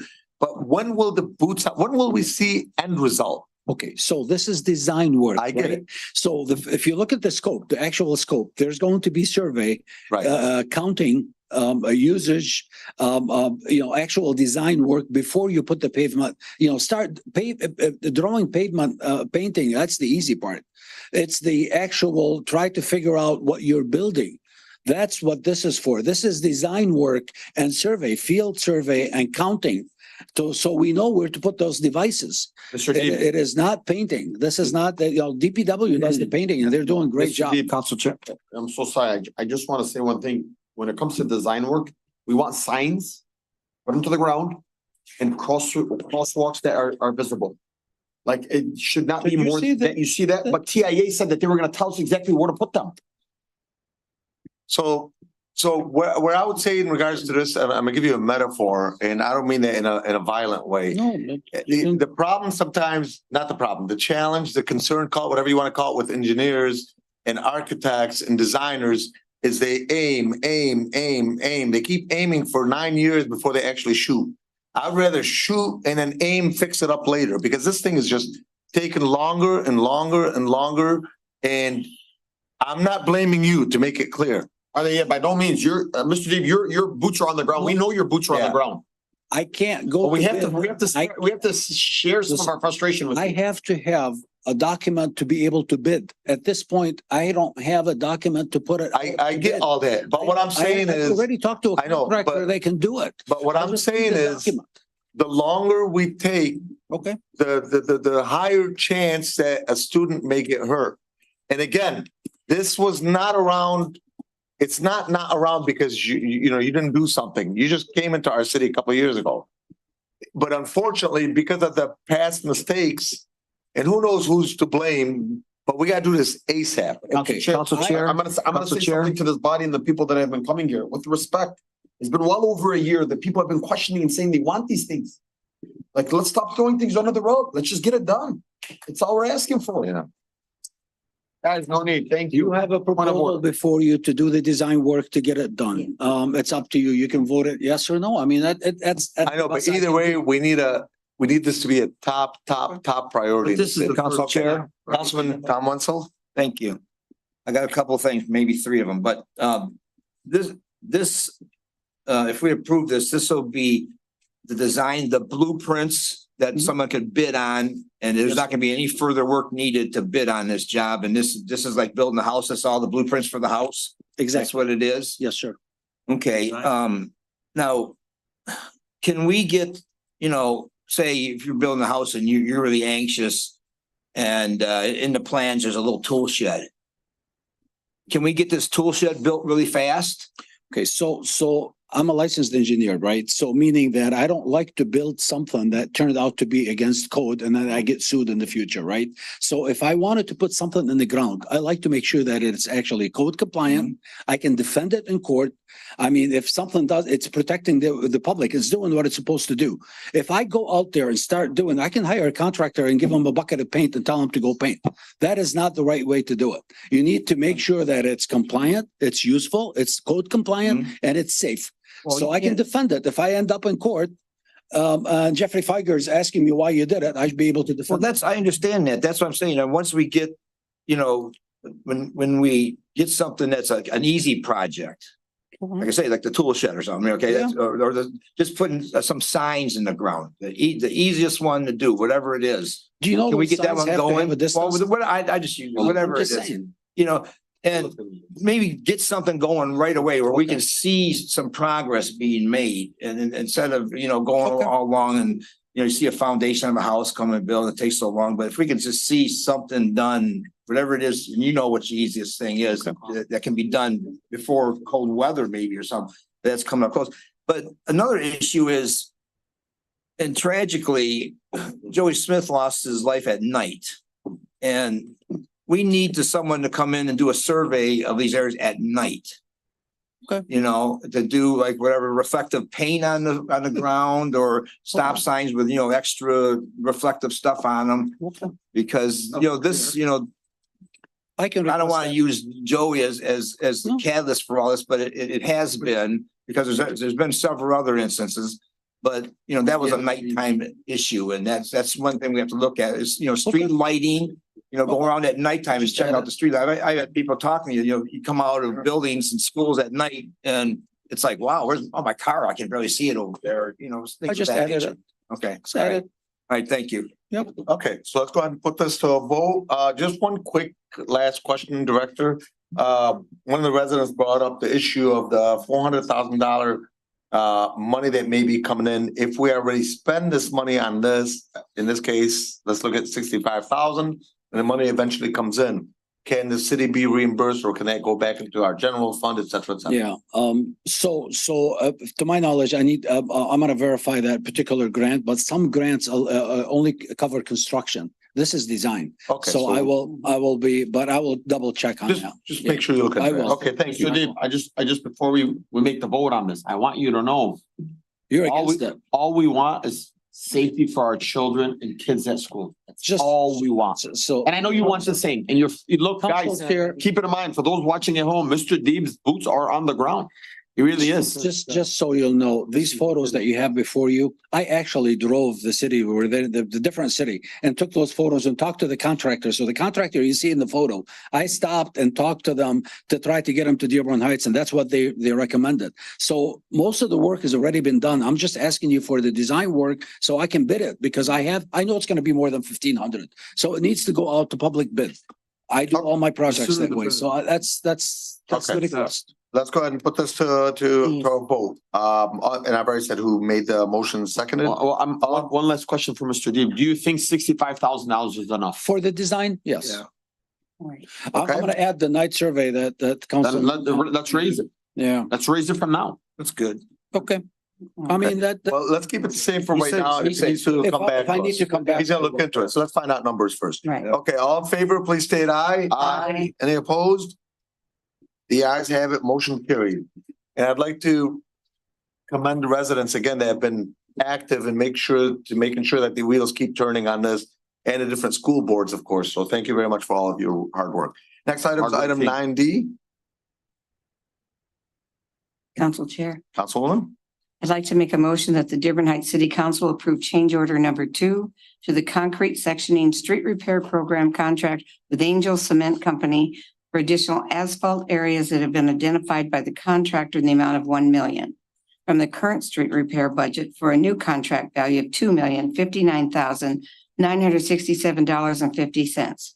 In addition, authorize the mayor and controller or clerk to sign the necessary warrants, the treasurer to issue payment from the GL account number 202-202-880 Do you want to tell her that? dot 550 as outlined in 9D. Second. A motion made by Councilwoman Breyer, and That's to seconded by extend. Councilman Can Constant. I add one thing? So Council Chair, this motion was based on a change order. This is not a change order. We Oh, you said initially, we talked, I know, this is a contract extension. You just have to, Contract- so you just have to amend it. Contract Say- extension. Extension. Yeah, the And Dearborn it's not Heights for City asphalt. Council approved the contract Contract extension. Mhm. Yeah. to the So concrete it's section. contract extension until December of 2024, subject to Corp Council issuing an addendum. That's what this is for. All right. Council Chair, Councilman? there's also, So amended. there was a typo on there. It's, it should say, instead of asphalt areas, it should Yes. say concrete. Yes, Because it's they don't, concrete. they're not, this company doesn't do asphalt. Yes, you're right. Okay, so a correction in the motion for additional concrete areas instead of what's mentioned as asphalt. Right. Okay, any other, and this was made by Councilwoman Breyer, who's seconding it? Councilman Constant. Councilman Constant. And this is with the two changes. Number one, it's gonna change from change order to contract extension. To And from- December of 2024. Right, in December of 2024, and then the word concrete is being replaced. I'm sorry, the word asphalt is being replaced by the word concrete. Council Any Chair, Council Chair, discussion? I have one other question. What? It's subject to Corporation Council and it's $1 million extension. Okay, Extension, Okay. Council Chair. yes, I brought this up to Mr. Deeber before the meeting. Our contractors, I know I was contacted by a tree trimmer that wanted to do some business in the city, and he said he had to do work in the city, he had to be licensed with the city. And Mr. Deeb informed me that he's not aware of any Licensed rule like contractors. that. Because all his contractors are licensed with the state of Michigan, but they don't have to be licensed with the city of Dearborn Heights. Roger, do certain contractors have to be licensed and some not? Our ordinance specifically for people cutting trees, they have to be licensed and permit to be able to do that. As for everything else, I'm not sure. I That's think just it's case by special to tree case. trimming? Yeah, because I was just reviewing the ordinance, I think last Friday. In terms of some changes, so we were going through what they're required to do. Okay, so that's only specific to tree trimming. You have to And be that's all I know licensed. right now. I'm not, I do it by case.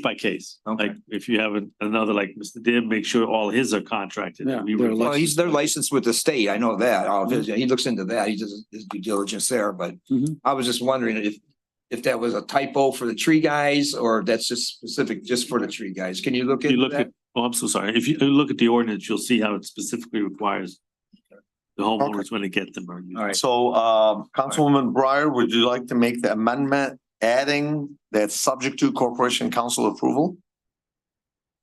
Sounds good to me. Okay, so this is all subject to Corporation Council approval. Motion has been amended by Councilwoman Breyer and seconded by Councilman Constant. All in favor, please state aye. Council Chair, I'm so sorry. I just had a quick question. I know, Mr. Deeben, I just want to ask it on the record. I know that, there's been some back and forth on oversight, 4 inches, 2 inches. I don't even know what this stuff means, but you can assure us that there's somebody at all time watching. We have full Measuring. records and measuring. I personally went and bought all the tools needed with a string line and a tape measure and steel. And they're running Yes. those rods, metal rods. Okay, because look, at the end of the day, and are they still charging us the $6 a square foot like we approved on them the first Yeah, time? we are at 55 a square yard. So at this point, And the they're market honoring rate's in the the 70s. same. Yes, they're honoring the same prices from. I mean, honoring us, we're giving them a lot of business. I like to give them more because that will extend. I'm sort of like, I like to be conscious about spending money because I want to do more. I have more needs than budget. So if I can do it less, that means I can afford to do more work.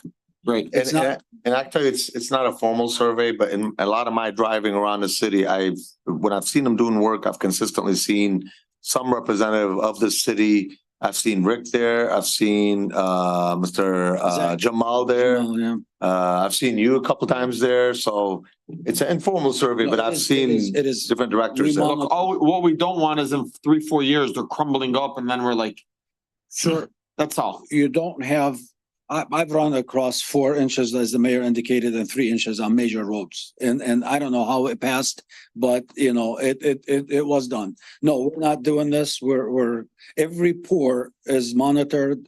The quality of the material is tested, so we know where it's coming from. We know what the strength is, and compaction of the subgrade is monitored. So it's done properly. All right, let's go ahead and put this to a vote. Yeah, I've been meaning to ask him, this just really quick. You know, a lot of times when you do concrete work, it fails because of the reinforcing rod starts to rust and then bust the concrete up. See it on bridge overpasses, we see that brown stuff. Have you ever looked into having a non-corrosive reinforcing rod put in there? It lasts a lot longer. So the feds are looking, but I'm not doing full reinforcement. So the actual mesh, that's no longer Class A, doesn't require it. I'm doing the epoxy coated lane ties, meaning they tie the new concrete to the old concrete, epoxy coated, and it's actually, that's what we use. Now, I have run across prior contractors in the city use a non-epoxy coated, and that's a no-no. We don't, reinforcement, we're not building bridges. I'm gonna come back to you with bridges later. And so one of the newer material now is carbon fiber in lieu of steel. So again, the feds, because there is a federal bridge program. The feds run the bridge standards, not the state, not us. So as soon as they adopt it, but they're looking seriously at it. It came from Lawrence Tech. So they're looking seriously at, I believe already adopted it. So if we build a bridge with federal money, it will have to be that kind of stuff. We should make sure the guys don't nick that epoxy coating on that. No, we're so far all the stuff we're building. Yeah. You can tell we have records of all of them. It is actually epoxy coated. They're the green painted Yes. rods. Yes. Epoxy coated. Let's go ahead and put this to a vote. And no more questions. All right, all in favor, please state aye. Aye. Any opposed? The ayes have it, motion carried. Next item on our agenda is our popular Mr. Deeb again. Item 9E, City Engineer Dib. Somebody else can read this. Who's gonna read it? Council Chair, Councilman? I move that the Dearborn Heights City Council approve change order number 1 to the asphalt paving street repair program contract with S&J Sealer Company for additional asphalt areas that have been identified by the contractor in the amount of $107,000 for a new contract value of $297,800. In addition, authorize the mayor and comptroller or clerk to sign the necessary warrants and the treasurer to issue payment from GL account 202-203-880-500 as outlined in 9E. Second. Okay, motion made by Councilman Constant and seconded by Councilwoman Breyer. Any discussion on that? Hearing none, all in favor, please state aye. Aye. Any opposed? The ayes have it, motion carried. Next item on our agenda is our IT Director Cooper, Police Displays and Monitors. Council Chair. Councilman? I move that the Dearborn Heights City Council approve the purchase and payment of various displays and monitors for use in the police department from CDWG for a cost not to exceed $10,775.96 based on my deal pricing. In addition, authorize the mayor and comptroller or clerk to sign the necessary warrants and the treasurer to issue payment from JAG funds. Furthermore, provided the mayor also authorizes such payment as a necessary expense, the city council authorizes warrants to be issued for the payment of these services. By doing so, the city council is authorizing any such payment and any such warrants and payments without prior authorization by the city council of the specific warrant and payment as permitted by and consistent with city charter section 8.9 as outlined in 9F. Support. Okay, motion made by Councilman Constant, seconded by Councilman Baidoon. Any discussion on that? Council Chair, Councilman? I didn't see any other bids on this. I know he's referring to the My Deal, which is supposedly the best deal you can get, but recently we've had some amendments made where there was people that had better prices than My Deal. And I mean, we don't have 3 bids for this project, just this one quote. The my deal is the pricing vetted by the state to make sure the companies meet the guidelines and our state appropriated pricing. Yeah, but we recently got something where it was an item was amended because there was a contractor that beat them ideal prices. Are you referencing to the SUV, I think it was? Something, yeah. From Ford's? Yeah, something, yeah. So this is recently, we had to make an amendment on it. I mean, why are we going away from our proper procedure about getting three? We always get three quotes, even if we get a my deal quote. Council Chair. My deal is not technically a quote. It is already, the quotes have already been submitted to the state. It's usually the cheapest price. Usually. Go ahead. And again, this is something we've been doing for years. We follow the state guidelines, like everything, like everybody else in the state. So if the state, they do their due diligence to find the best deal for a particular commodity or anything. So that way you don't have to do a lot of the stuff. They already done it for you. They looked at the specs. They looked at everything that, that the state would look at. And that's the list that they put out, my deal. So it's a state requirements, and it's all, it's a state, they require certain vendors to follow certain criteria, guidelines. And that's what everybody goes, the whole entire state uses my deal. Okay. Well, I'm gonna repeat my point. I mean, there was a situation that came up recently that. Which one? Somebody that beat my deal.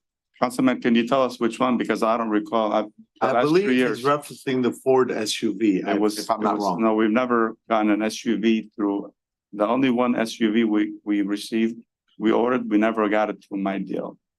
Does anybody remember doing that I just recently? remember something about the truck, but that's. Yeah, I remember something. Yeah, there was something could we tell just us did. It which might have one, I been would look through into Mr. Cooper even, I believe, that you came back with something that was a better deal than my deal. When larger equipments, yes, they're gonna match or beat the my deal pricing for some of the past projects when it was the network gear, the cameras. Yes, those would beat. But that was, again, we're looking at hundreds of thousands of dollars for it. I'm not saying that $10,000 isn't something to look at, but when it comes to this kind of equipment with it, it's very, very hard to meet the my deal pricing. I presume Director is an expert in the field. You've Right. looked over those numbers and you're pretty comfortable with the $10,000.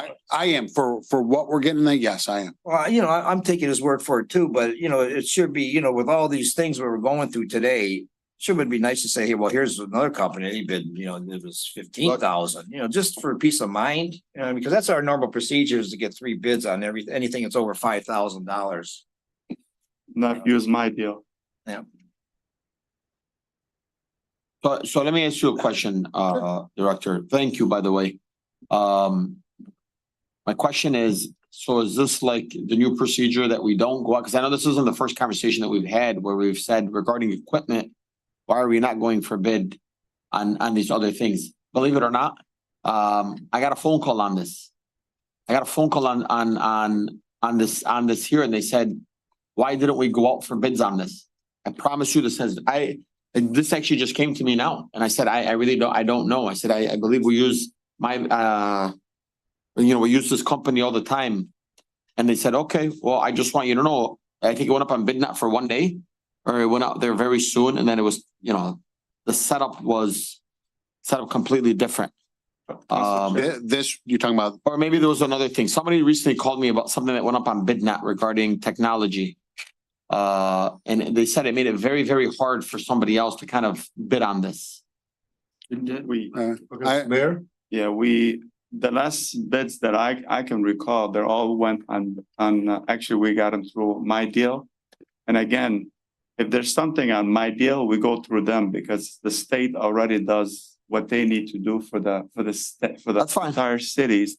However, if something is not on my deal, then we go through the other option by going on BidNet and trying to get the other quotes, the 2, 3, 4, whatever quotes we can get. And I want to make clarification to the residents on how my deal works. Basically, what the state does is, let's pretend they're buying a bunch. Let's say, each city needs 10 of these. The state will bid on 2,000 of these. And then when cities buy them, they know they're getting a good deal because they made a bid based on 2,000 of them. They got a good deal. They put it on my deal. Instead of being $20 each, it'd be $16 each. and then cities can take advantage of that mass purchase. Correct. That's the advantages. Okay. Any other questions on this? Let's go ahead and put it to a vote. I'm good. Okay, thank you. Talked it to death. All right, What are we? motion made by Councilman Constant, seconded by Councilman Baydoun. All in favor, please, I'm sorry. Yes, correct. All in favor, please state aye. Aye. Any opposed? Ayes have it, motion carried. Thank you. Next, thank you. Council Chair, I mean, in the future, can we get, go by our standard procedure and get 3 quotes on stuff? I mean, at least another quote. Well, the standard procedure is my deal. But my If deal you is- say you'd like to have other quotes, I mean, Just an once we idea. get the packet, you can try and suggest it. You've let us know Council right Chair. now.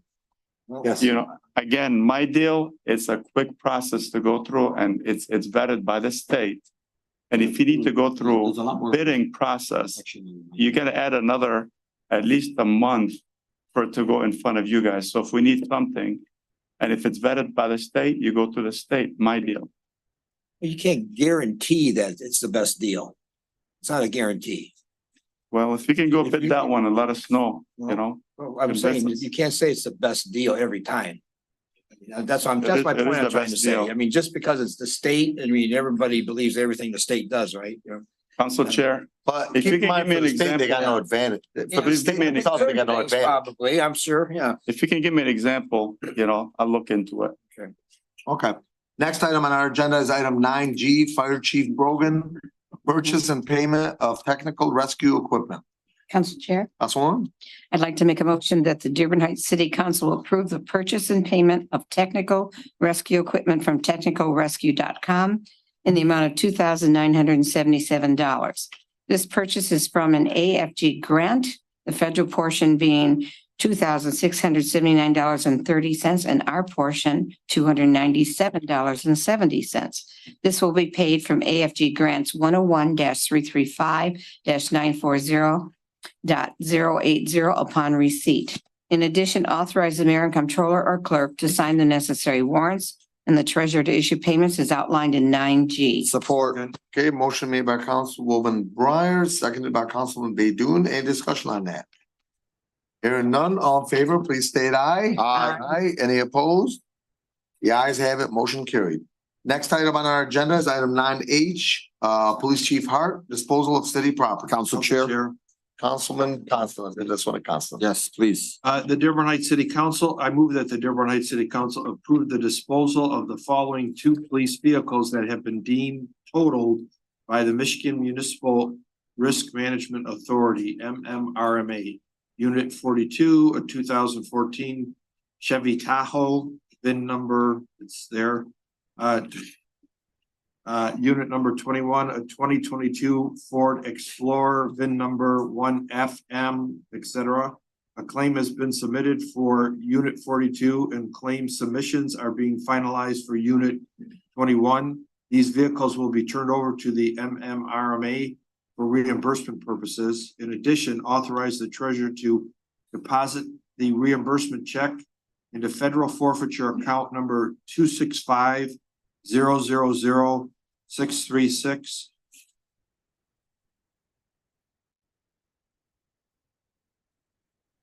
He's reading the account number, forfeiture account.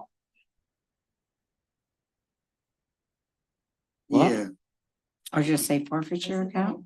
forfeiture account number 265-000. It's the GL account.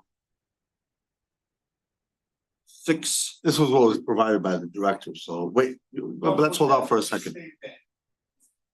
Just say forfeiture account? Don't say the account number. All right. The federal forfeiture account upon receipt as outlined in 9H. Second? Okay, motion made by Councilman Constant and seconded by Councilwoman Nancy Breyer. Any discussion on that? Council Chair, Councilman? can we have the director give us, I mean, is this money? Is this money we're getting from MMRMA? We're turning the vehicles over to them and they're writing us a check for $94,000. Is that what I understand here? Well, that's what we have right now. And then there's another one is being finalized, Unit 21. And then the claims have been submitted for Unit 42. Whatever whatever the reimbursement back, it's gonna go back. But totals, those two numbers total the 94,000. Director, go ahead. So yes, just like in your personal capacity, if a car gets totaled, there's certain, the car's worth X, the equipment's worth Y. We get paid for that based on our insurance claim. For right now, car 42, if you'll excuse me, I want to read I have a copy of what you're looking at right now. And car 42 was finalized for $39,204.85. That's what MMRMA paid us for the destruction of that vehicle. And then we are finalizing car 21. But this just our MMRMA's procedures and how they issue the funds for that. And then that fund goes straight to the city. And then this esteemed body can then determine where that goes. Okay, thank you. Any other discussions on that? Hearing none, all in favor, please state aye. Aye. Any opposed? The ayes have it, motion carried.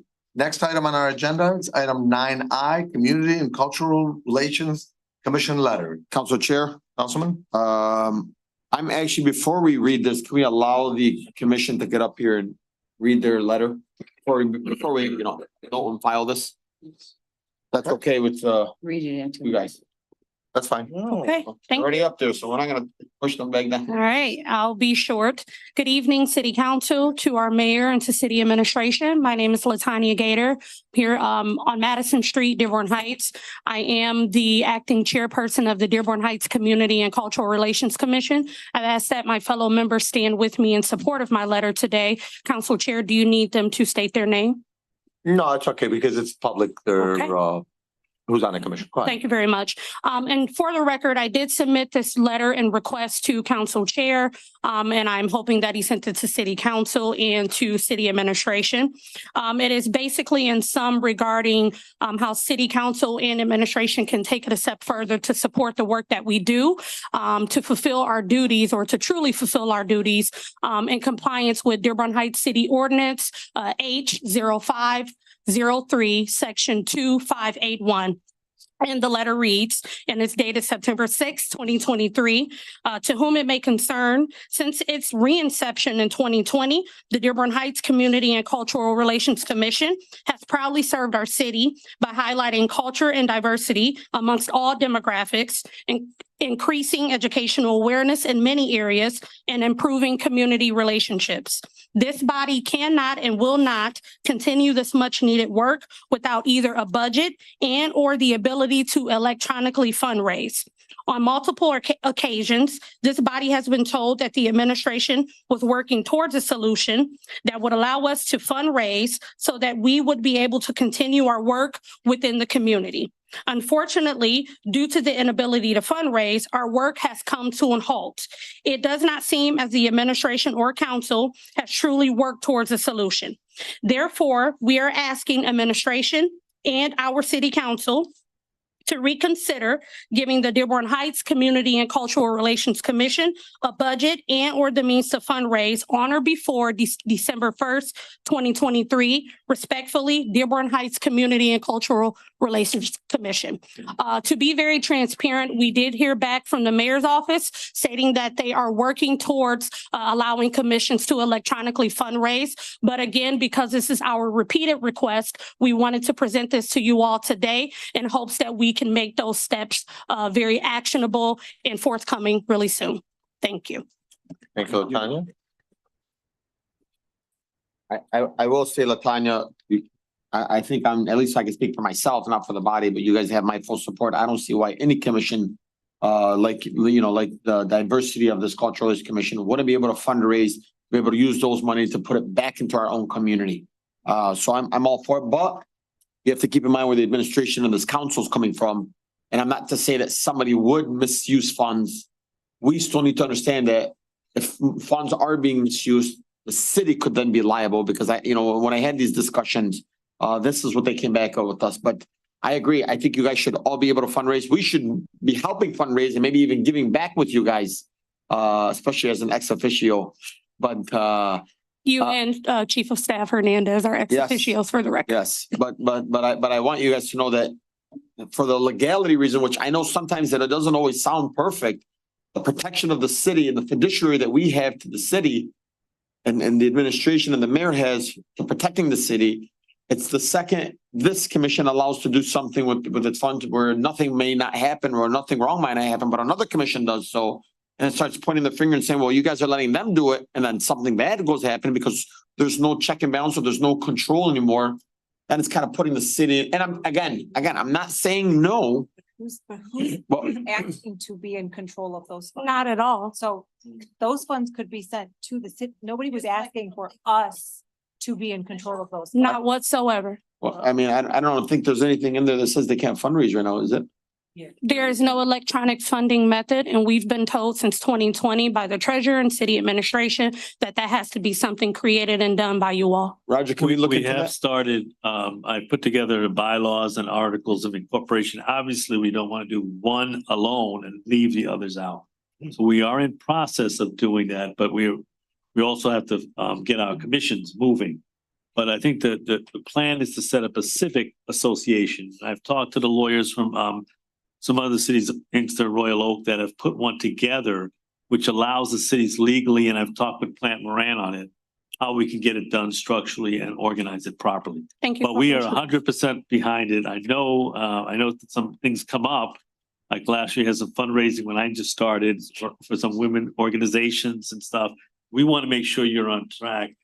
We want to get all the other disability, the beautification, other commissions as well moving and having one source to pull it all together. Thank you for that Council update. Chair, Councilman? can you tell us specifically what you mean by electronic fundraising?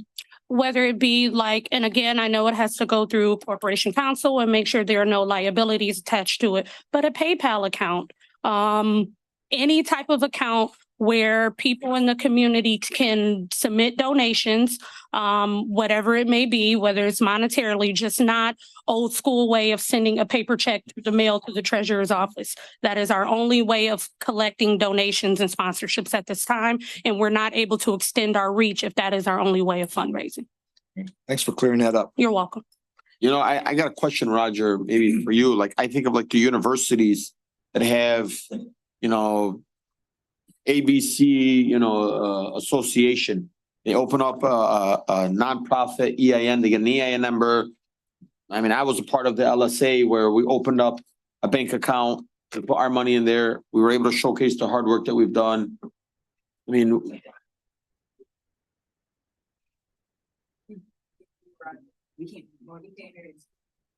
They're acting under us as a municipality. With the municipality, it triggers different 501c3 and different tax guidelines, things that we have to comply with. Okay.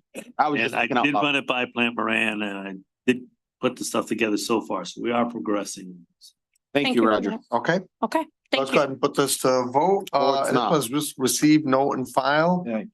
Who's making the motion? Council Chair. What? I move that the Dearborn Heights City Council receive, know, and file the letter from the Community Cultural Relations Commission as outlined in 9I. Second. Motion made by Councilman Baydun, seconded by Councilman Constant. All in favor, please state aye. I don't think- Aye. Aye. Oh, I'm sorry. Well, they have it down for a vote. I'm sorry. Is it a vote? Let's just receive. Yeah, okay. Okay. All in favor, please state aye. Aye. Any opposed? Ayes have it, motion carried. Thank you. Thank you very much. Just a little quick statement for a lot of members of different commissions, including this particular commission, which I had the honor of serving with all of them.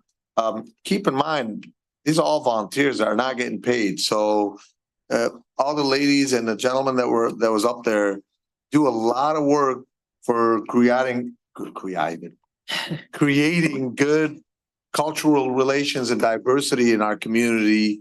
And this is some great work for free on their own time. And I know multiple projects that were done with funds directly from the different commissioners. So kudos to them and thank you and any other commission members that volunteer in these commissions. So thank you. All right. Next up is CEDD Director Jamal, Program Year 2023, 2024 CDBG Action Plan. Council Chair, Councilwoman? I'd like to make a motion that the Dearborn Heights City Council receive, note, and file the Dearborn Heights Program Year, Program Year 2023-2024 CDBG Funding Allocation Signed Agreement as presented. In addition, authorize the controller to amend the city general ledger line items for Fund 103, account 960, Community and Economic Development Department, according to the allocations table and the U.S. Treasury /HUD/DH Integrated Disbursement and Information System, which is the DIS records.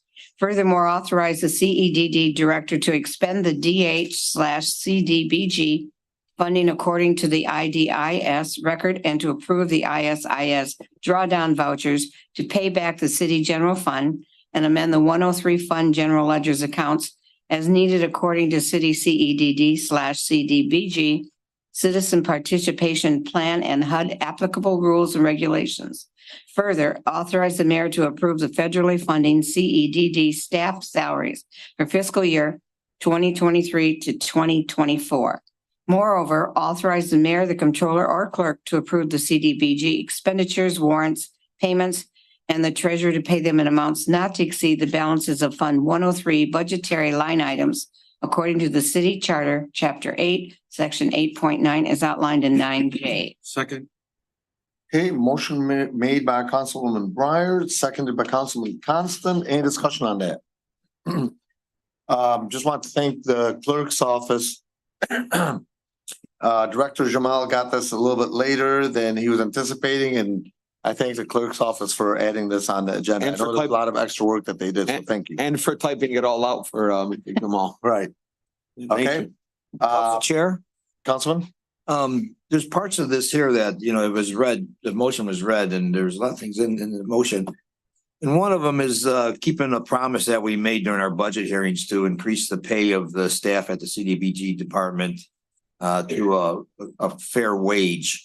And we approved that already. Yeah, I believe this will make it, you know, official, and those people will get the raises that they deserve. And this money doesn't come out of our city budget. It's federal money that this money's coming from. So it's about time we did this, and Director Jamal did a great job on writing this up. Thank you. Thank you. Thank you. Okay. Motion made by Councilwoman Breyer, seconded by Councilman Constant. Any other discussion on that? Hearing none, all in favor, please state aye. Aye. Any opposed? The ayes have it. Motion carried. Next item on the agenda is CEDD Director Jamal, agreement with weight trim. Council Chair. Councilman? Me or the councilman? Oh, sorry. Which one? Bedun. Right. I move that the Dearborn Heights City Council approve the agreement between the city and Wade Trim for engineering design and the contract administration for improvements to Heather Lane Park for the cost not to exceed $67,500 and Van Hollen Park for the cost not to exceed $67,500. And authorize the mayor and clerk to sign the agreement on behalf of the city. In addition, authorize the mayor, comptroller, or clerk to send the necessary warrants and the treasurer to issue payments according to the city charter, Chapter 8, Section 8.9, as outlined in 9K. Second. Okay, motion made by Councilman Bedun, seconded by Councilman Constant. Any discussion on that? Hearing none, all in favor, please state aye. Aye. Any opposed? The ayes have it. Motion carried. Next item on our agenda is new business 13A. Council Chair. Councilman? I move that the Dearborn Heights City Council renew the business license of Anthony All Car Truck Sales at 20032 Van Born, Rusted Crowd Distillery at 6056 North Telegraph, and Weiss Financial Auto Group at 5952 North Telegraph as outlined in 13A. Second. Okay, motion made by Councilman Bedun, seconded by Councilman Constant. Any discussion on that? Hearing none, all in favor, please state aye. Aye. Any opposed? The ayes have it. Motion carried. Next item on our agenda is item 13B, temporary food truck tent cart business license application and renewal application. Council Chair. Councilman? I move that the Dearborn Heights City Council approve the temporary food truck tent cart business license application for Hot Wheels Grill and the renewal application for shawarma is outlined in 13B. Support. Okay, motion made by Councilman Constant, seconded by Councilman Bedun. Any discussion on that? Council Chair, Councilman? I don't think we've ever had something that specified the cart tent Yes, we have. Yeah, we have. Yeah, we have. So the reason, the reason this was added in, because at one point, in our community, we have to adjust sometimes for the diversity. So sometimes during Ramadan, people would have a cart, like, or a tent or an actual table. And that's why this was all added in probably about 3-4 years back, just so that it applies to those also. So this doesn't necessarily mean a truck. It could be a. In this case, it is a truck. This one is. So when they go through the building department, it is an actual truck. Can they set up a tent outside the truck? It'd be whatever the building department has approved them for. So I don't want to state. Cart. Is that how we're? So when they apply, all three of those categories. I see your point. So when they apply, they make a specification as far as what is the utility that they can use to be able to sell their item. And in that case, it'd be, whether it's table, cart, tent, truck, etc. The short one, Okay, that one is actually a food truck. I know for a fact. Like a fair, they have a tent or something. Yeah, there is some specifications because if you look through these, they have to give an actual drawing where they have, like, this is a sample for those in the audience. I mean, they have to give an actual drawing where everything is at, in this case, cooler, I don't think fryer, we have actually truck, one etc. or truck in the city. I mean, one tent or cart in the city thus far. They're all food trucks. Yeah.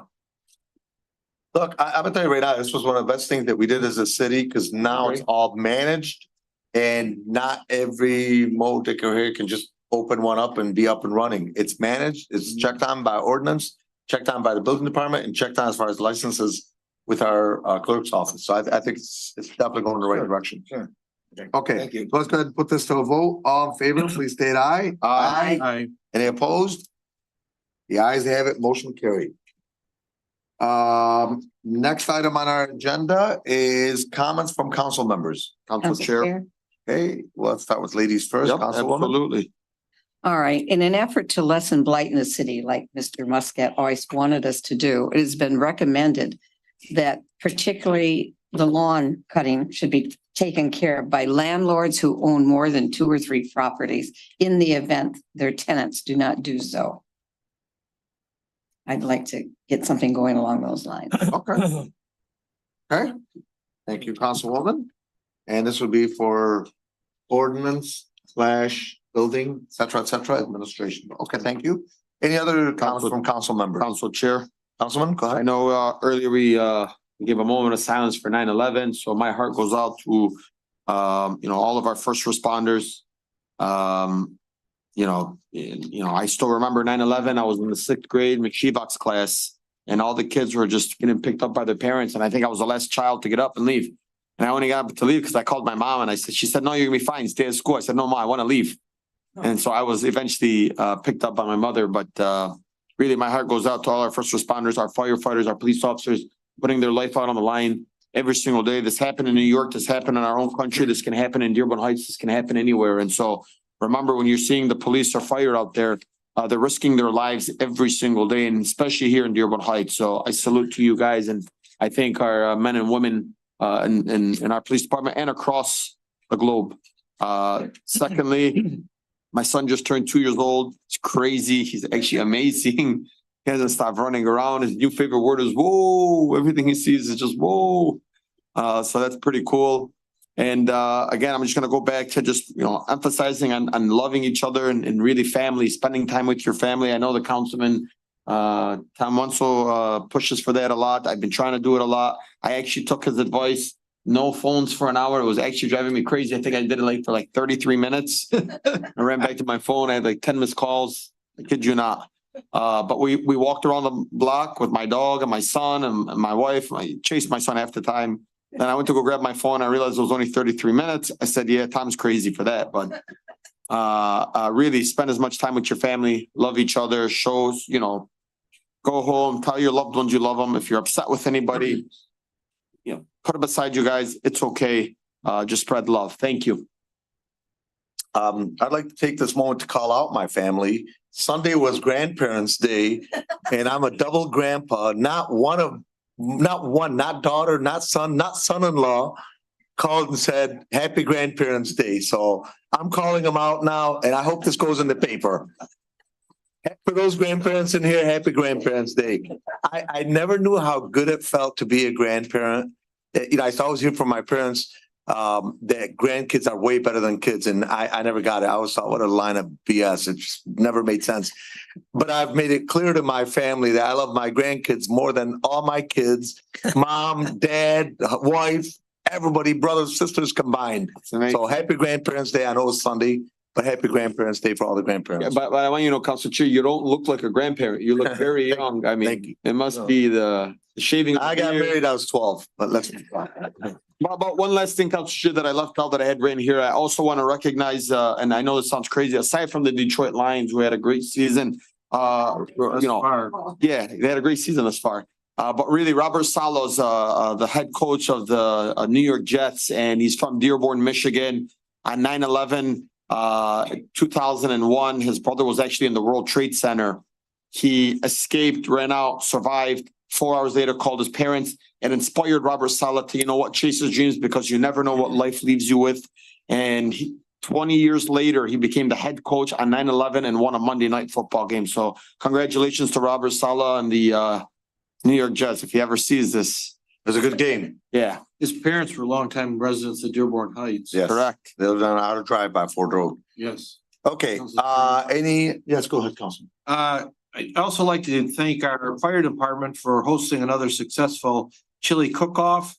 I attended it Saturday along with, the mayor was there, and I think the council chair was there. They raised money for the burn camp, and there were some people there from the burn camp, including a young lady who had suffered some burns. Always a good event, a lot of families there. They did a great job. And remember our first responders, including our firefighters, one day after the anniversary of September 11th. Thank you. Thank you. Anyone else? Council Pro Tem. Yeah, go ahead. Thank you. Mo is fine. Yeah. I just wanted to, I had written down here to echo the success. I talked to a lot of people that attended the chili cook-off, and they said it was a great time as always, especially for a family. It's a big family event, like I always want to push. And unfortunately, I wasn't able to attend because my wife fell ill, and we actually used part of the fire department with the EMS squad and come take my wife to the hospital. Sorry. And the professionalism of these guys in our Dearborn Heights Fire Department I can't say enough about them. I mean, courteous, knowledgeable. It took a bad experience and made it a little bit more easy. And I can't thank them enough. I can't thank the chief and everyone involved with the Dearborn Heights Police Fire Department.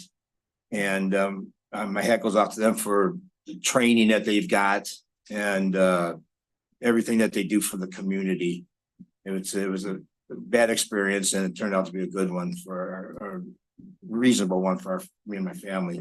And my wife is doing well now, so thank God for that. As far as some family activities, I want to mention again that on September 23rd, the Parks and Recreation Department is putting on their family outdoor movie at Swapka Park, right behind the Richard A. Young Center.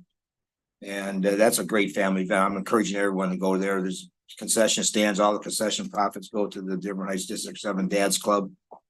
And Mo mentioned something about phones, and I've been working on phones in my family. I'm not the most popular guy, tell you, my kids. I don't like you either.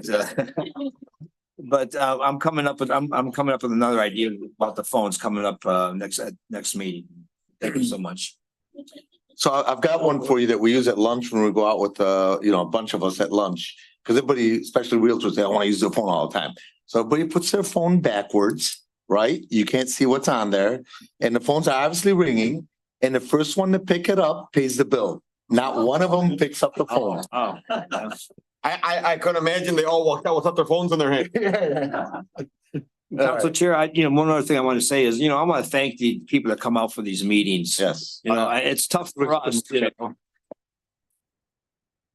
out and show your support and voice your opinions and things that matter to our community. It means a lot to all of us sitting up here to see that. I mean, we'd rather see this room full than just sparsely populated. And thank you so much. And all the people on Zoom also, thanks for hanging in there with all of our rhetoric that we go through. But we're trying to do what we think is best for the residents of Dearborn Heights. And thank you all for participating. Sure, thank you. Any other announcements? Oh, are we doing announcements? Anything else from the council members? I assume they all spoke. So announcements, go ahead, Councilwoman. All right, on 9/27th, which is a Wednesday, the Ecorse Creek will have their meeting, 6 p.m. And then on the 28th, we have a very important election forum. We'll have a moderator and all the candidates that are running for city council will be there, and we'll take questions from the audience as well. And that's for South Dearborn Heights Civic Association sponsoring. It will be at 6:30 as opposed to our normal starting time because we got a lot to do. And both of these are at 3335 South Beach Daily, Dearborn Heights, at the Westwood Community Admin Building. So please come to those. Okay, thank you. Any other announcements from administration? Mike? Okay. Hello, Council Chair and Mayor. Just want to talk about a couple of items. First off, this Saturday, September 16th from 1 to 4 p.m. at Carrollton County Library, we will be having this year's open house. This year's event will feature a magic show, inflatable obstacle course, games, children's crafts and activities, free books, refreshments, mobile health unit, and a free tin can raffle from our generous donors. Should be a blast, so come on out. I would also like to promote a craft program that we have been doing that has a pickup or deliverable to your house. It's our 5 to 10 crafting program with Venus and Eileen. Involves a pre-made craft and a YouTube video online on how to assemble that craft. It's easy, it's simple. Want to get away from playing with the phones, if only for a few minutes, or want to get your kids away from that? Give them that activity, give them an alternative with a simple family craft activity. If you have a suggestion for a craft, feel free to let us know. Thanks to Councilman Tom Wenzel, Treasurer Lisa X. Clayton, and everyone else in the administration for your feedback and participation in our activities. That's all for now. Thanks for your time and see you at the library. Thanks, Mike. Thank you, Mike. Thank you. You gotta do radio, Mike. I keep telling you that. You gotta do radio. All right. Yeah. Okay. So should Leslie. You should do radio as well.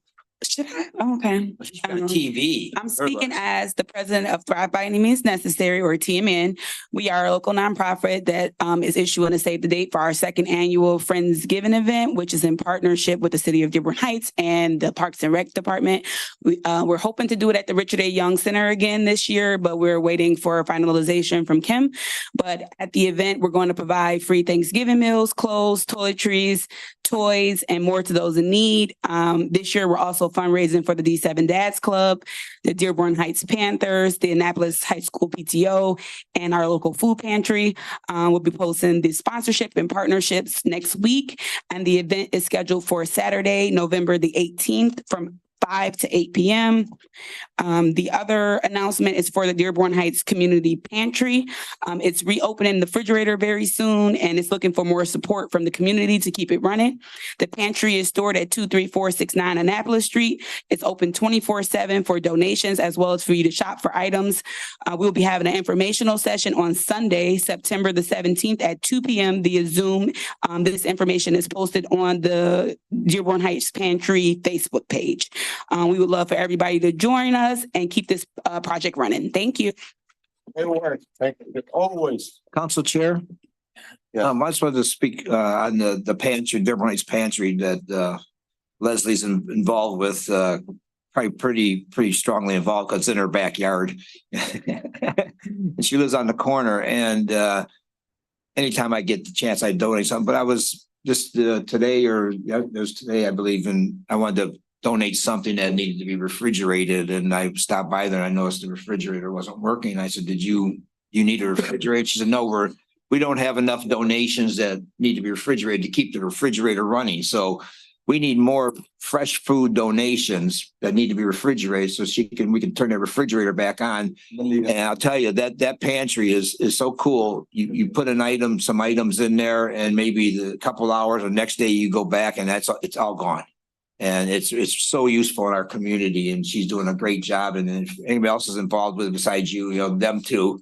I'm sure your family is, but the whole community, it's really a cool thing. And my hat goes off to you. Thanks so much. Thank you. Come on up. Hassan Jamal, Community and Economic Development Director, City of Dearborn Heights. Mr. Chair, can you please reread Resolution 9K?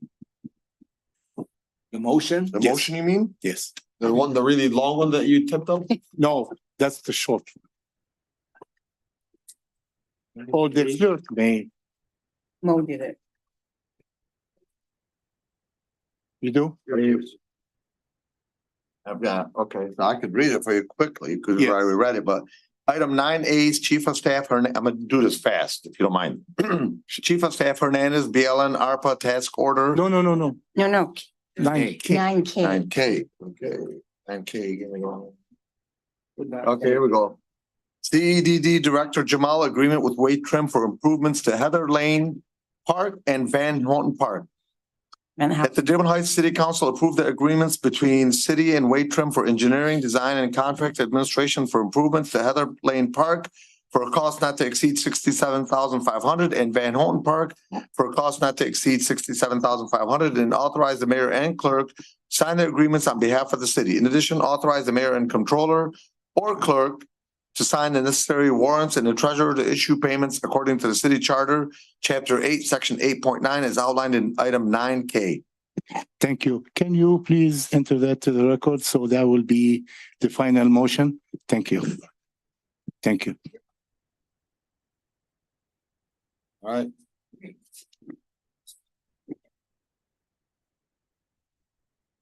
But just give me one quick second. Is there any other announcements from administration? Okay, so now before we go to you, let's go ahead and make the announcement here. We're going to public comments at this particular point. Each person will have 3 minutes. Please state the city, street you live on, and of course, your name. So next person up, come on up. Tony Camilleri, Midway, Dearborn Heights. It's ironic.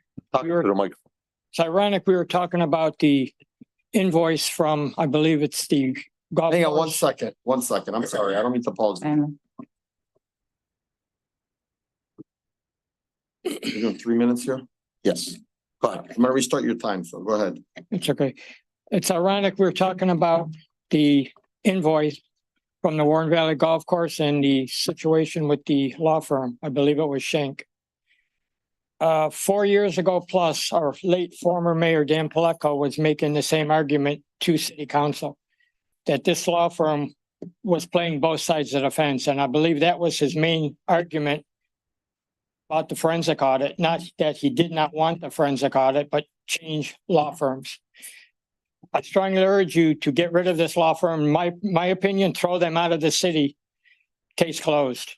Can I ask how much that invoice was for offhand? The total amount between including the ones that are in question, $7,017. It's ironic that he is representing the Asa brothers, who still owes 3 contractors.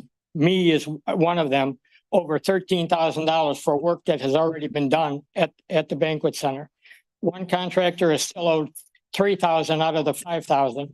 One is still owed $1,000, and I am owed $9,100 in addition to $1,100 of equipment and tools that were stolen out of the banquet center when I was escorted out by So the if you could do police. me a favor, we're throwing out all kinds of accusations and it's not fair. The police were there. They seen I know, let me finish. So if there's something that's of concern, and I I'll bring it respect up that, at a later date. take it to I'm the not gonna police waste my or take 3 it to the minutes. law, but No disrespect. I'm sorry, attorneys, but not here. That's Go ahead.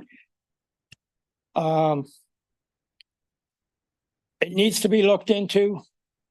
This law firm needs to be thrown out of this city. They cannot continue to represent both sides of the city. And again, I'm going to make it the same argument. That's the argument Dan Palaco brought to you people. And those council meetings were extremely violent, not violent, but thank you. Okay. And That's all I'm gonna say on this issue. The Okay. next issue, I voiced my opinion in a text message to Mr. Baydoun and voiced my disgust of some of the comments he was making towards me, lies about me stating about a supposed closed door session meeting. Okay, check your facts. Don't lie about me again. Unlike you, my balls are titanium, not glass. Okay, glass marble. we don't need that language around here. Okay, Thank you. don't use me as a stepping stone for your election. And trust me, I would not, I would Okay. lose if I did that. Hopefully you will. Yeah, well, I hope, well, your hopes won't come true. I'm done. All right. That's it. Council Chair, I'm gonna respond. Okay. No, I'm gonna respond. You do. I know, Council Okay. Chair, listen, I've been around the park. All right, but when you do, you know what that Look, means. there may be some type of political motive here that, clearly this gentleman doesn't like the Issa brothers, right? But I can tell you right now that the Issa brothers have several businesses in the city of Dearborn Heights, and every single business that they've touched thrives. Whatever the dispute between him and the Issa brothers is, that's between him, the courts, small claim courts, the attorneys, keep it there. The discussion that he's discussing about me is something that happened in a closed session that was leaked from that closed session, which I've had this conversation, I believe. And Check your yeah, facts. it was leaked from that closed session, and this gentleman now knows it. Well, there should be an investigation on, not just on, if he's gonna claim the Issa brothers, an investigation should be happening on him as well. Check Okay. That's all. Thank you. All right. Hello, Hi. city street, please. Sue Kaminsky. Hang on 1 second. Go ahead. Sue Kaminsky, Amboy Street, Dearborn Heights. I just wanted to thank you guys for tabling that bill and getting more information. I really respect your decision on that. The other thing I wanted to say is with the kids and the crossings for school and the people that are working very hard at this, we also are short crossing guards. And I know the city is raising the pay for that, but it's another problem that we have, and we need crossing guards for those kids that are crossing at Beach Daily, at Warren. Annapolis is crazy. I used to live on Annapolis. They drive like nuts. So we have to be very, very in tune with the times when our kids are going to school and traffic and safety. And unfortunately, with our police force down still, we don't have all the patrols and we can't fill those positions because people just aren't applying, regular citizens. So just be careful because our kids deserve to be able to go to school and be safe getting there. Agree. That's Okay, it. thank you. Thanks, Sue.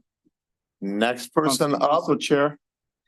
So somebody misleading residents, we want to answer that. Sure, no problem. Come on up, Director. As always, misleading residents.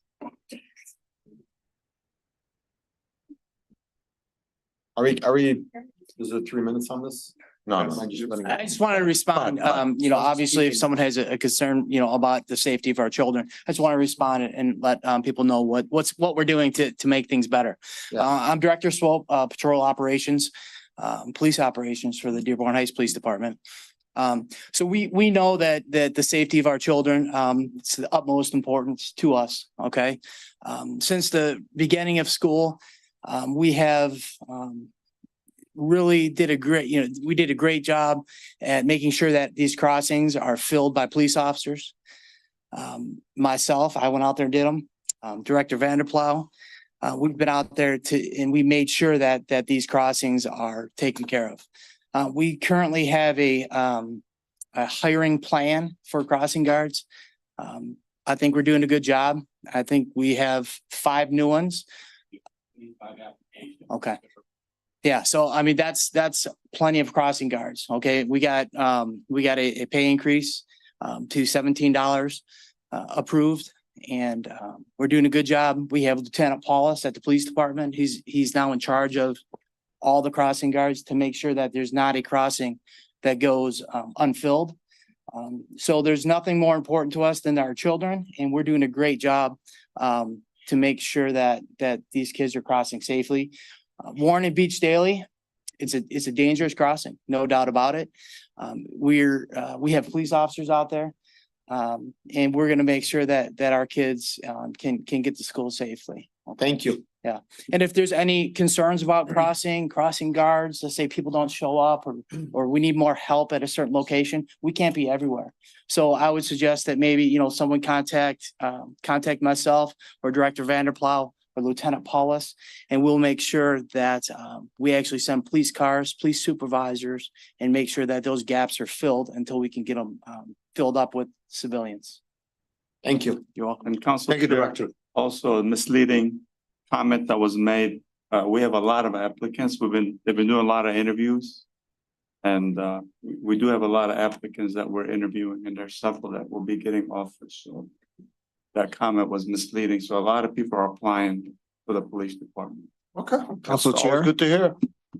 I'd like to just respond. I'm glad that they're doing something because this crossing guard issue, we've been talking about it, myself being a crossing guard for a couple of years, and we haven't had any action basically taken on, a program to hire crossing guards. And just doing some quick math here, if at $17 an hour, and I believe you get an hour in the morning and then an hour in the afternoon, at 5 days a week, 4 weeks a month, that's like $680 a month you can make being a crossing guard. I volunteer, so I don't make anything, but if you need some income, the hours are great, the pay is good. I mean, $680, that's a good car payment or someone's, house payment, if you owned your house for quite a while. So that's nothing to sneeze at, $680 a month. So let's get them applicants out there. Let's get more applicants than we need crossing guards, please. Thank you. You might have sold me with that $680 a month. Rachel LaPointe, Merrick Street, Dearborn Heights. On the topic of the schools and the safety stuff, I was dropping off my kid at the middle school in D7, and the principal was out there helping direct traffic. They could really use some gear like handheld stop signs or maybe some traffic cones. So I'm not sure Director Swope or Director Vanderplow or who that would be, the SRO perhaps for the district, to talk to about maybe getting some equipment, at least for the school staff too. The firefighters chili cook-off was amazing. I want to thank them for another great event. It was especially meaningful to me a little bit. My husband's grandfather passed away the week before, and Chris actually wasn't able to be at the chili cook-off because he was at the funeral. But his grandpa was a firefighter in Salem, Massachusetts, Norman LaPointe, and I guess he did a lot to write fire codes for the whole country. So it's strange how much I felt like part of the family, just seeing the pictures from the firefighters in Salem at the funeral and then being able to be at the cook-off. I don't know.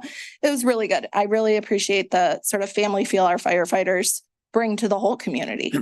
And I just want to thank them for all of that.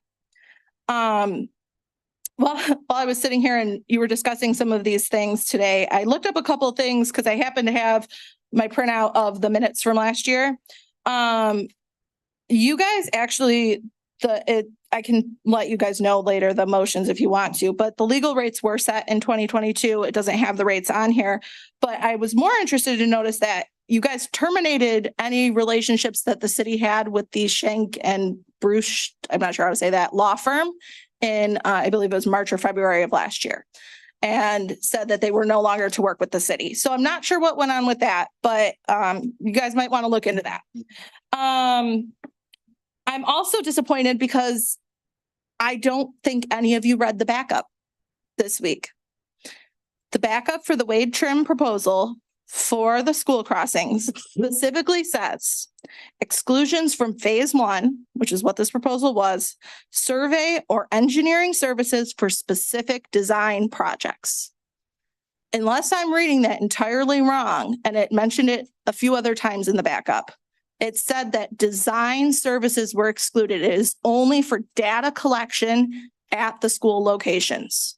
It is for them to send out people to count the students, to see what needs to be done, and then to bring those recommendations back to you guys. You voted on it thinking it was to get the blueprints. That's not what it's for. I don't think any of you read the backup, and I'm honestly disappointed.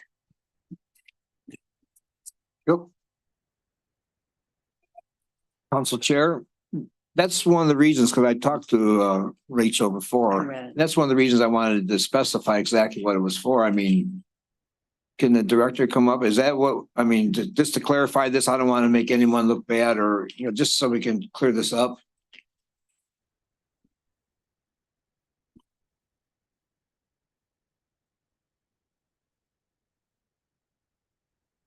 Okay, for the purposes that we're selecting the services for, blueprint is not the right terminology. I have to say that it's not an actual, you're not building a street or a high rise here. What we're providing is a bid document to do what we showed in the pictures.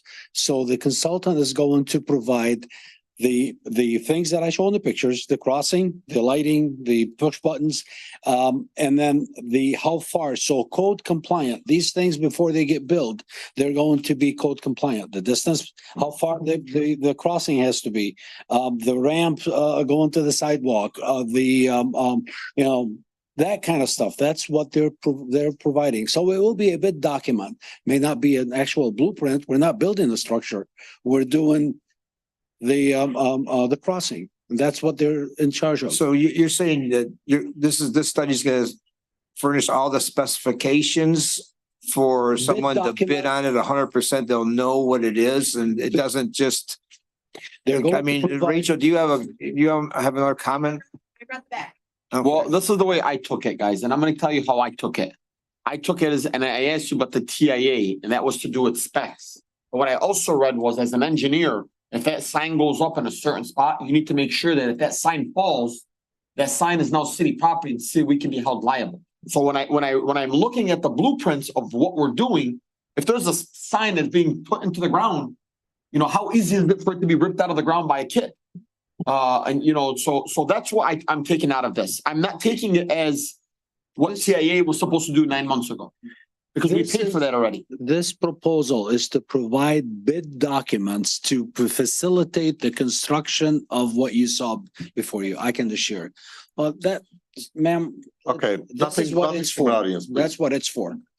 Contrary to what and so the contract is with a consulting engineering firm to do just that. Provide bid documents to build what we just. Will they be doing the studies that she mentioned, flow and things like that nature, or was that done already? I already indicated earlier, so there will be a traffic, a pedestrian count, so we know where the best location is. So there will be, and that was another reason why we had to wait for school opening. Time out. Best location. Every location with children is the best.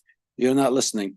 So you have, I'm going to give you one example. I have a school right across the street, right? Yeah. So the address of that school is on Hess, right? That's the front. That's not what is being used for. So you go where kids are being picked up, it's not on Hess. So what this consultant is going to do is study the location and figure out where these things need to be placed, not look at address. That's what they're going to provide. Bid documents so we can build those things. Contractor is going to just do what you ask them to do. So you want me to put a crossing, you want me to put a light? Where? That's what the consultant is going to give us. So Mr. Deeb, can I ask you a question? Sure. What is TIA doing? Okay, so traffic studies, this is what I've asked them to do. Traffic studies, crash counts, things of that nature, you know, location wise, but they're not an engineering firm. They're a consultant. They do traffic consultancy. This is a bid document. I'm going to provide bid documents. Look, you know, I mean, you go out to bid, you have to give the bidders something to bid on. But I think, Director, I think the only reason it may be questioned is in initial proposal, it said multiple times, the company Wade Trim, the consultant Wade Trim, having completed the initial survey and assisted our staff in the needs assessment, is uniquely, and this is a key point, is uniquely qualified to complete the design work to facilitate this project. And then further, it says, this project consists of the design development of the construction documents to facilitate the work. So there is design elements in there. Right. It is not a blueprint. That's what it's. No, it's not a blueprint. So it's not a blueprint. It is design. It's documents. It's bid documents. These are the bid documents that we go out to bid based on. Okay, thank you. Thank you. Any other public comments?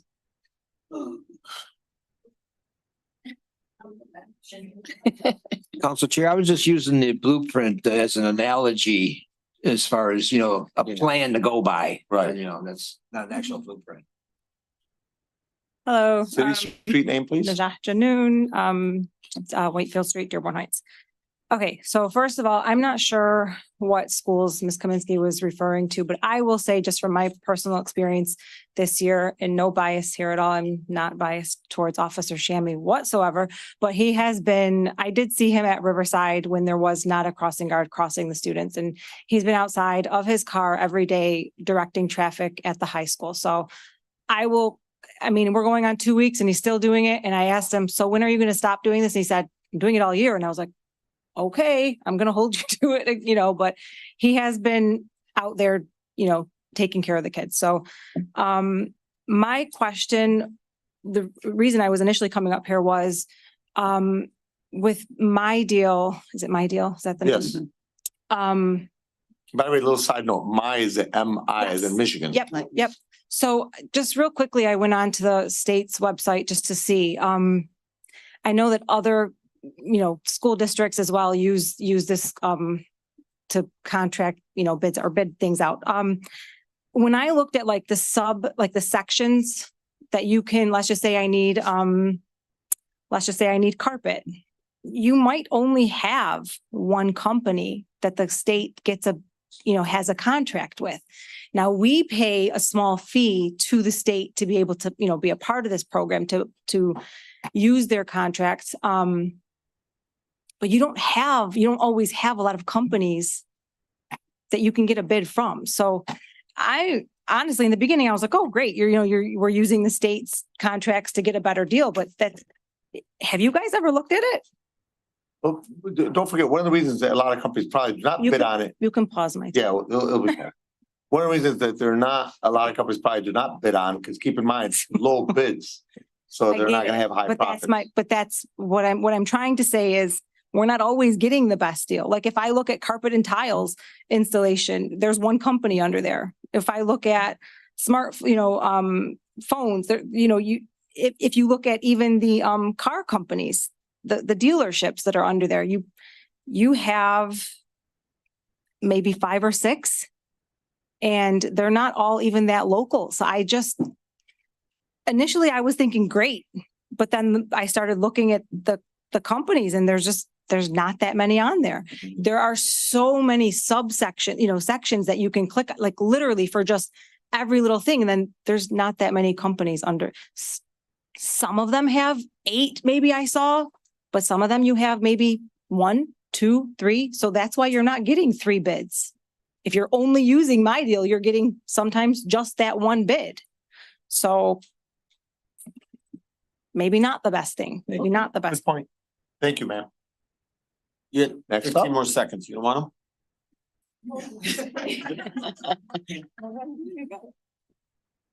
them? 3 minutes. Let me know when you're ready. I got 4 minutes, actually. Double check with your chair. That's right. I don't think I'm gonna need the whole 4 minutes. though. Leslie, you got 20. Go ahead. What? Period. Let's do it. I gave you 4 minutes and 4 seconds. Go for it. 4 seconds to say her name. My name is Leslie Winless, Annapolis Street, Dearborn Heights, Michigan. I'm not a rookie, and I don't have a question. I ain't looking for immediate feedback, so do not interrupt me. I took a short break to prioritize my mental health and faith. At least that's the official statement that I put out. But the truth is I went crazy dealing with the racist politics at work and in this city. I came back to remind you that the power is and always has been with people. It should be people over politics. I don't trust the government and I never will. But while I'm on God's green earth, I will hold it and you accountable. We are all making history. But is it even being properly recorded or supported? Nope.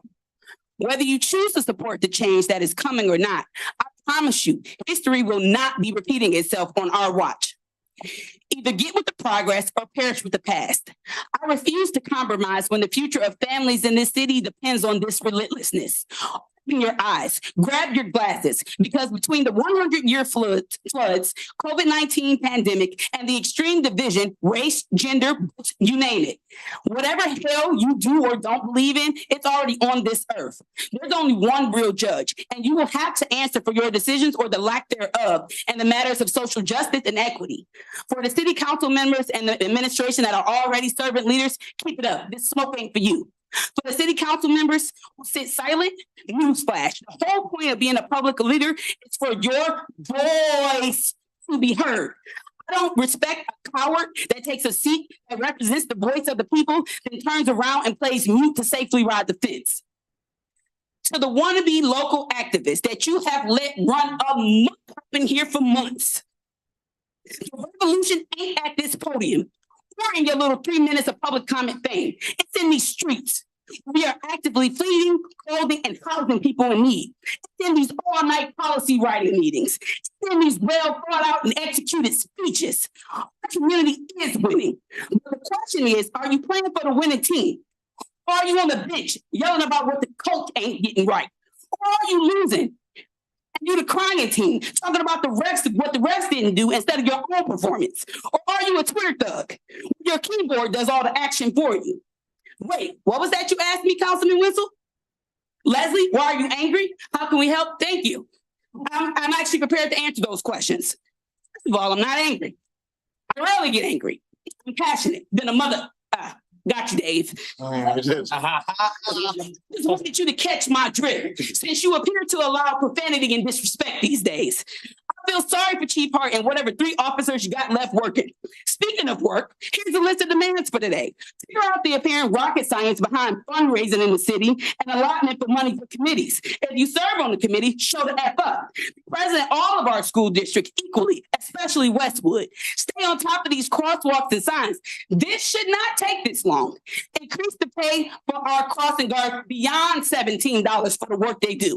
And our city frontline employees, they qualify for welfare for crying out loud. Probably support the Dearborn Heights Panthers who are fundraising following their name change. Help the community pantry and any other resident-led initiatives. Start listening to, supporting, and echoing the voice of these residents. I don't thank any of you for your time today. You should be thanking us for ours.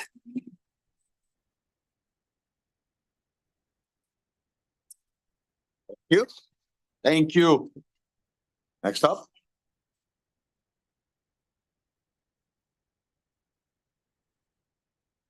Margaret King, Mayfair Street, Dearborn Heights. Hang on 1 second. It's gonna have to come back from that. Hang on. I love you, Leslie. Yeah, we're gonna give Leslie one more round of applause on that one. That was passionate. We can tell how passionate you are. I mean, my ear's still ringing. So. Why are you so angry? Passionate, not angry. Go ahead. Margaret King, Mayfair Street, Dearborn Heights. I'm glad that the design or whatever got approved today. But I'm still here, still asking for us to do something today. Not yesterday, not tomorrow, today. Kids are walking to school. Kids are, riding their bikes back and forth, whatever the case is. Something be done today. Also too, no Michigan school right here, this MDOT, wonderful book, tells you 1,000 feet for school signs. I've brought that up before, but just to reiterate it, cement in the ground, pound the sign in 1,000 feet, simple as that. So what's our next move after we get back from this?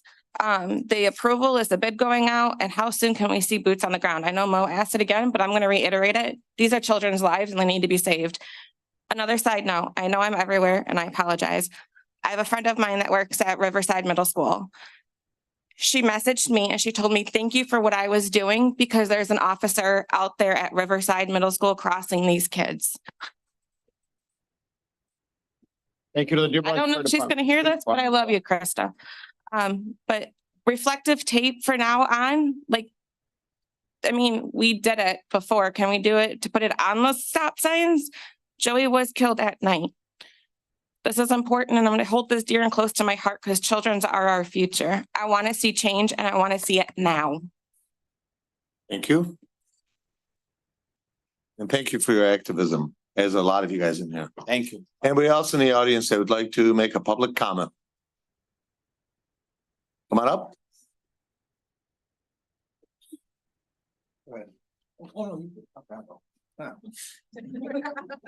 I'm speaking as a resident, Tom Wenzel, 2 Lane Street. Boy, Leslie, tough act to follow there. But she hit it on the head, a lot of her points. I mean, it's about time that our city's represented by its population and, hopefully pretty soon we'll have a African-American woman sitting up there one of these days. That'd be awesome. And, I spoke earlier about the Suicide Prevention Awareness month of September. And suicide hits so many people. I'm sure all of us in this room have some kind of close interaction with someone who has committed suicide or know someone. And it's more prevalent than we know. Our military veterans have one of the highest rates of suicide in any category in the country. And the thing that I've done a lot of research lately and found out, one of the things that was said was they didn't have anyone to talk to. And I went online and I checked on about between 10 and 12, 15 telephone numbers to call for suicide prevention. And almost every one of them was you leave your number. And the only one that I got a real live person was the dial 988. And if anyone out there is contemplating harming himself in any way, or if you know of someone that might be in that situation, 988 is the number to call. And one of the things I've talked to a lot of people about this, and they said the best thing that we could do is listen, because most of these people have a problem and they try to talk to someone and we're all too busy to listen to them. And unfortunately, it ends up in a bad way. So call 988 if you have any issues at all with committing suicide and know of anybody that has a problem. Thank you. Okay, thank you. Anybody else that would like to come on up? Good job, Tom. Thank you, Tom. Extra minute? No, it's 3 minutes. I'm gonna give you 4 seconds on top of that 3 minutes. Okay. I'm actually doing that for everybody because saying your name, street address, adds up to about 4 seconds. I did it for Leslie. Sorry, Nigel. Really good. Yeah. Okay, my name is, what? Oh, my name is Ron Frenzy, live on Fairwood in Dearborn Heights. And I'd like to talk about two things. One's building permits and also tree removal permits. Now, when a person needs work on his house, person may call a carpenter to do woodwork, or a plumber to do pipe work, or a cement laborer to do cement work, or electrician to do work with wires, or a roofer for roofs. Now, that's all a good thing because they're building something that's going to last.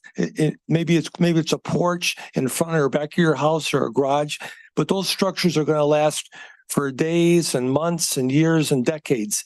And that's why the city sends an inspector there to see if the job was done right, because that structure is going to be there for a long time.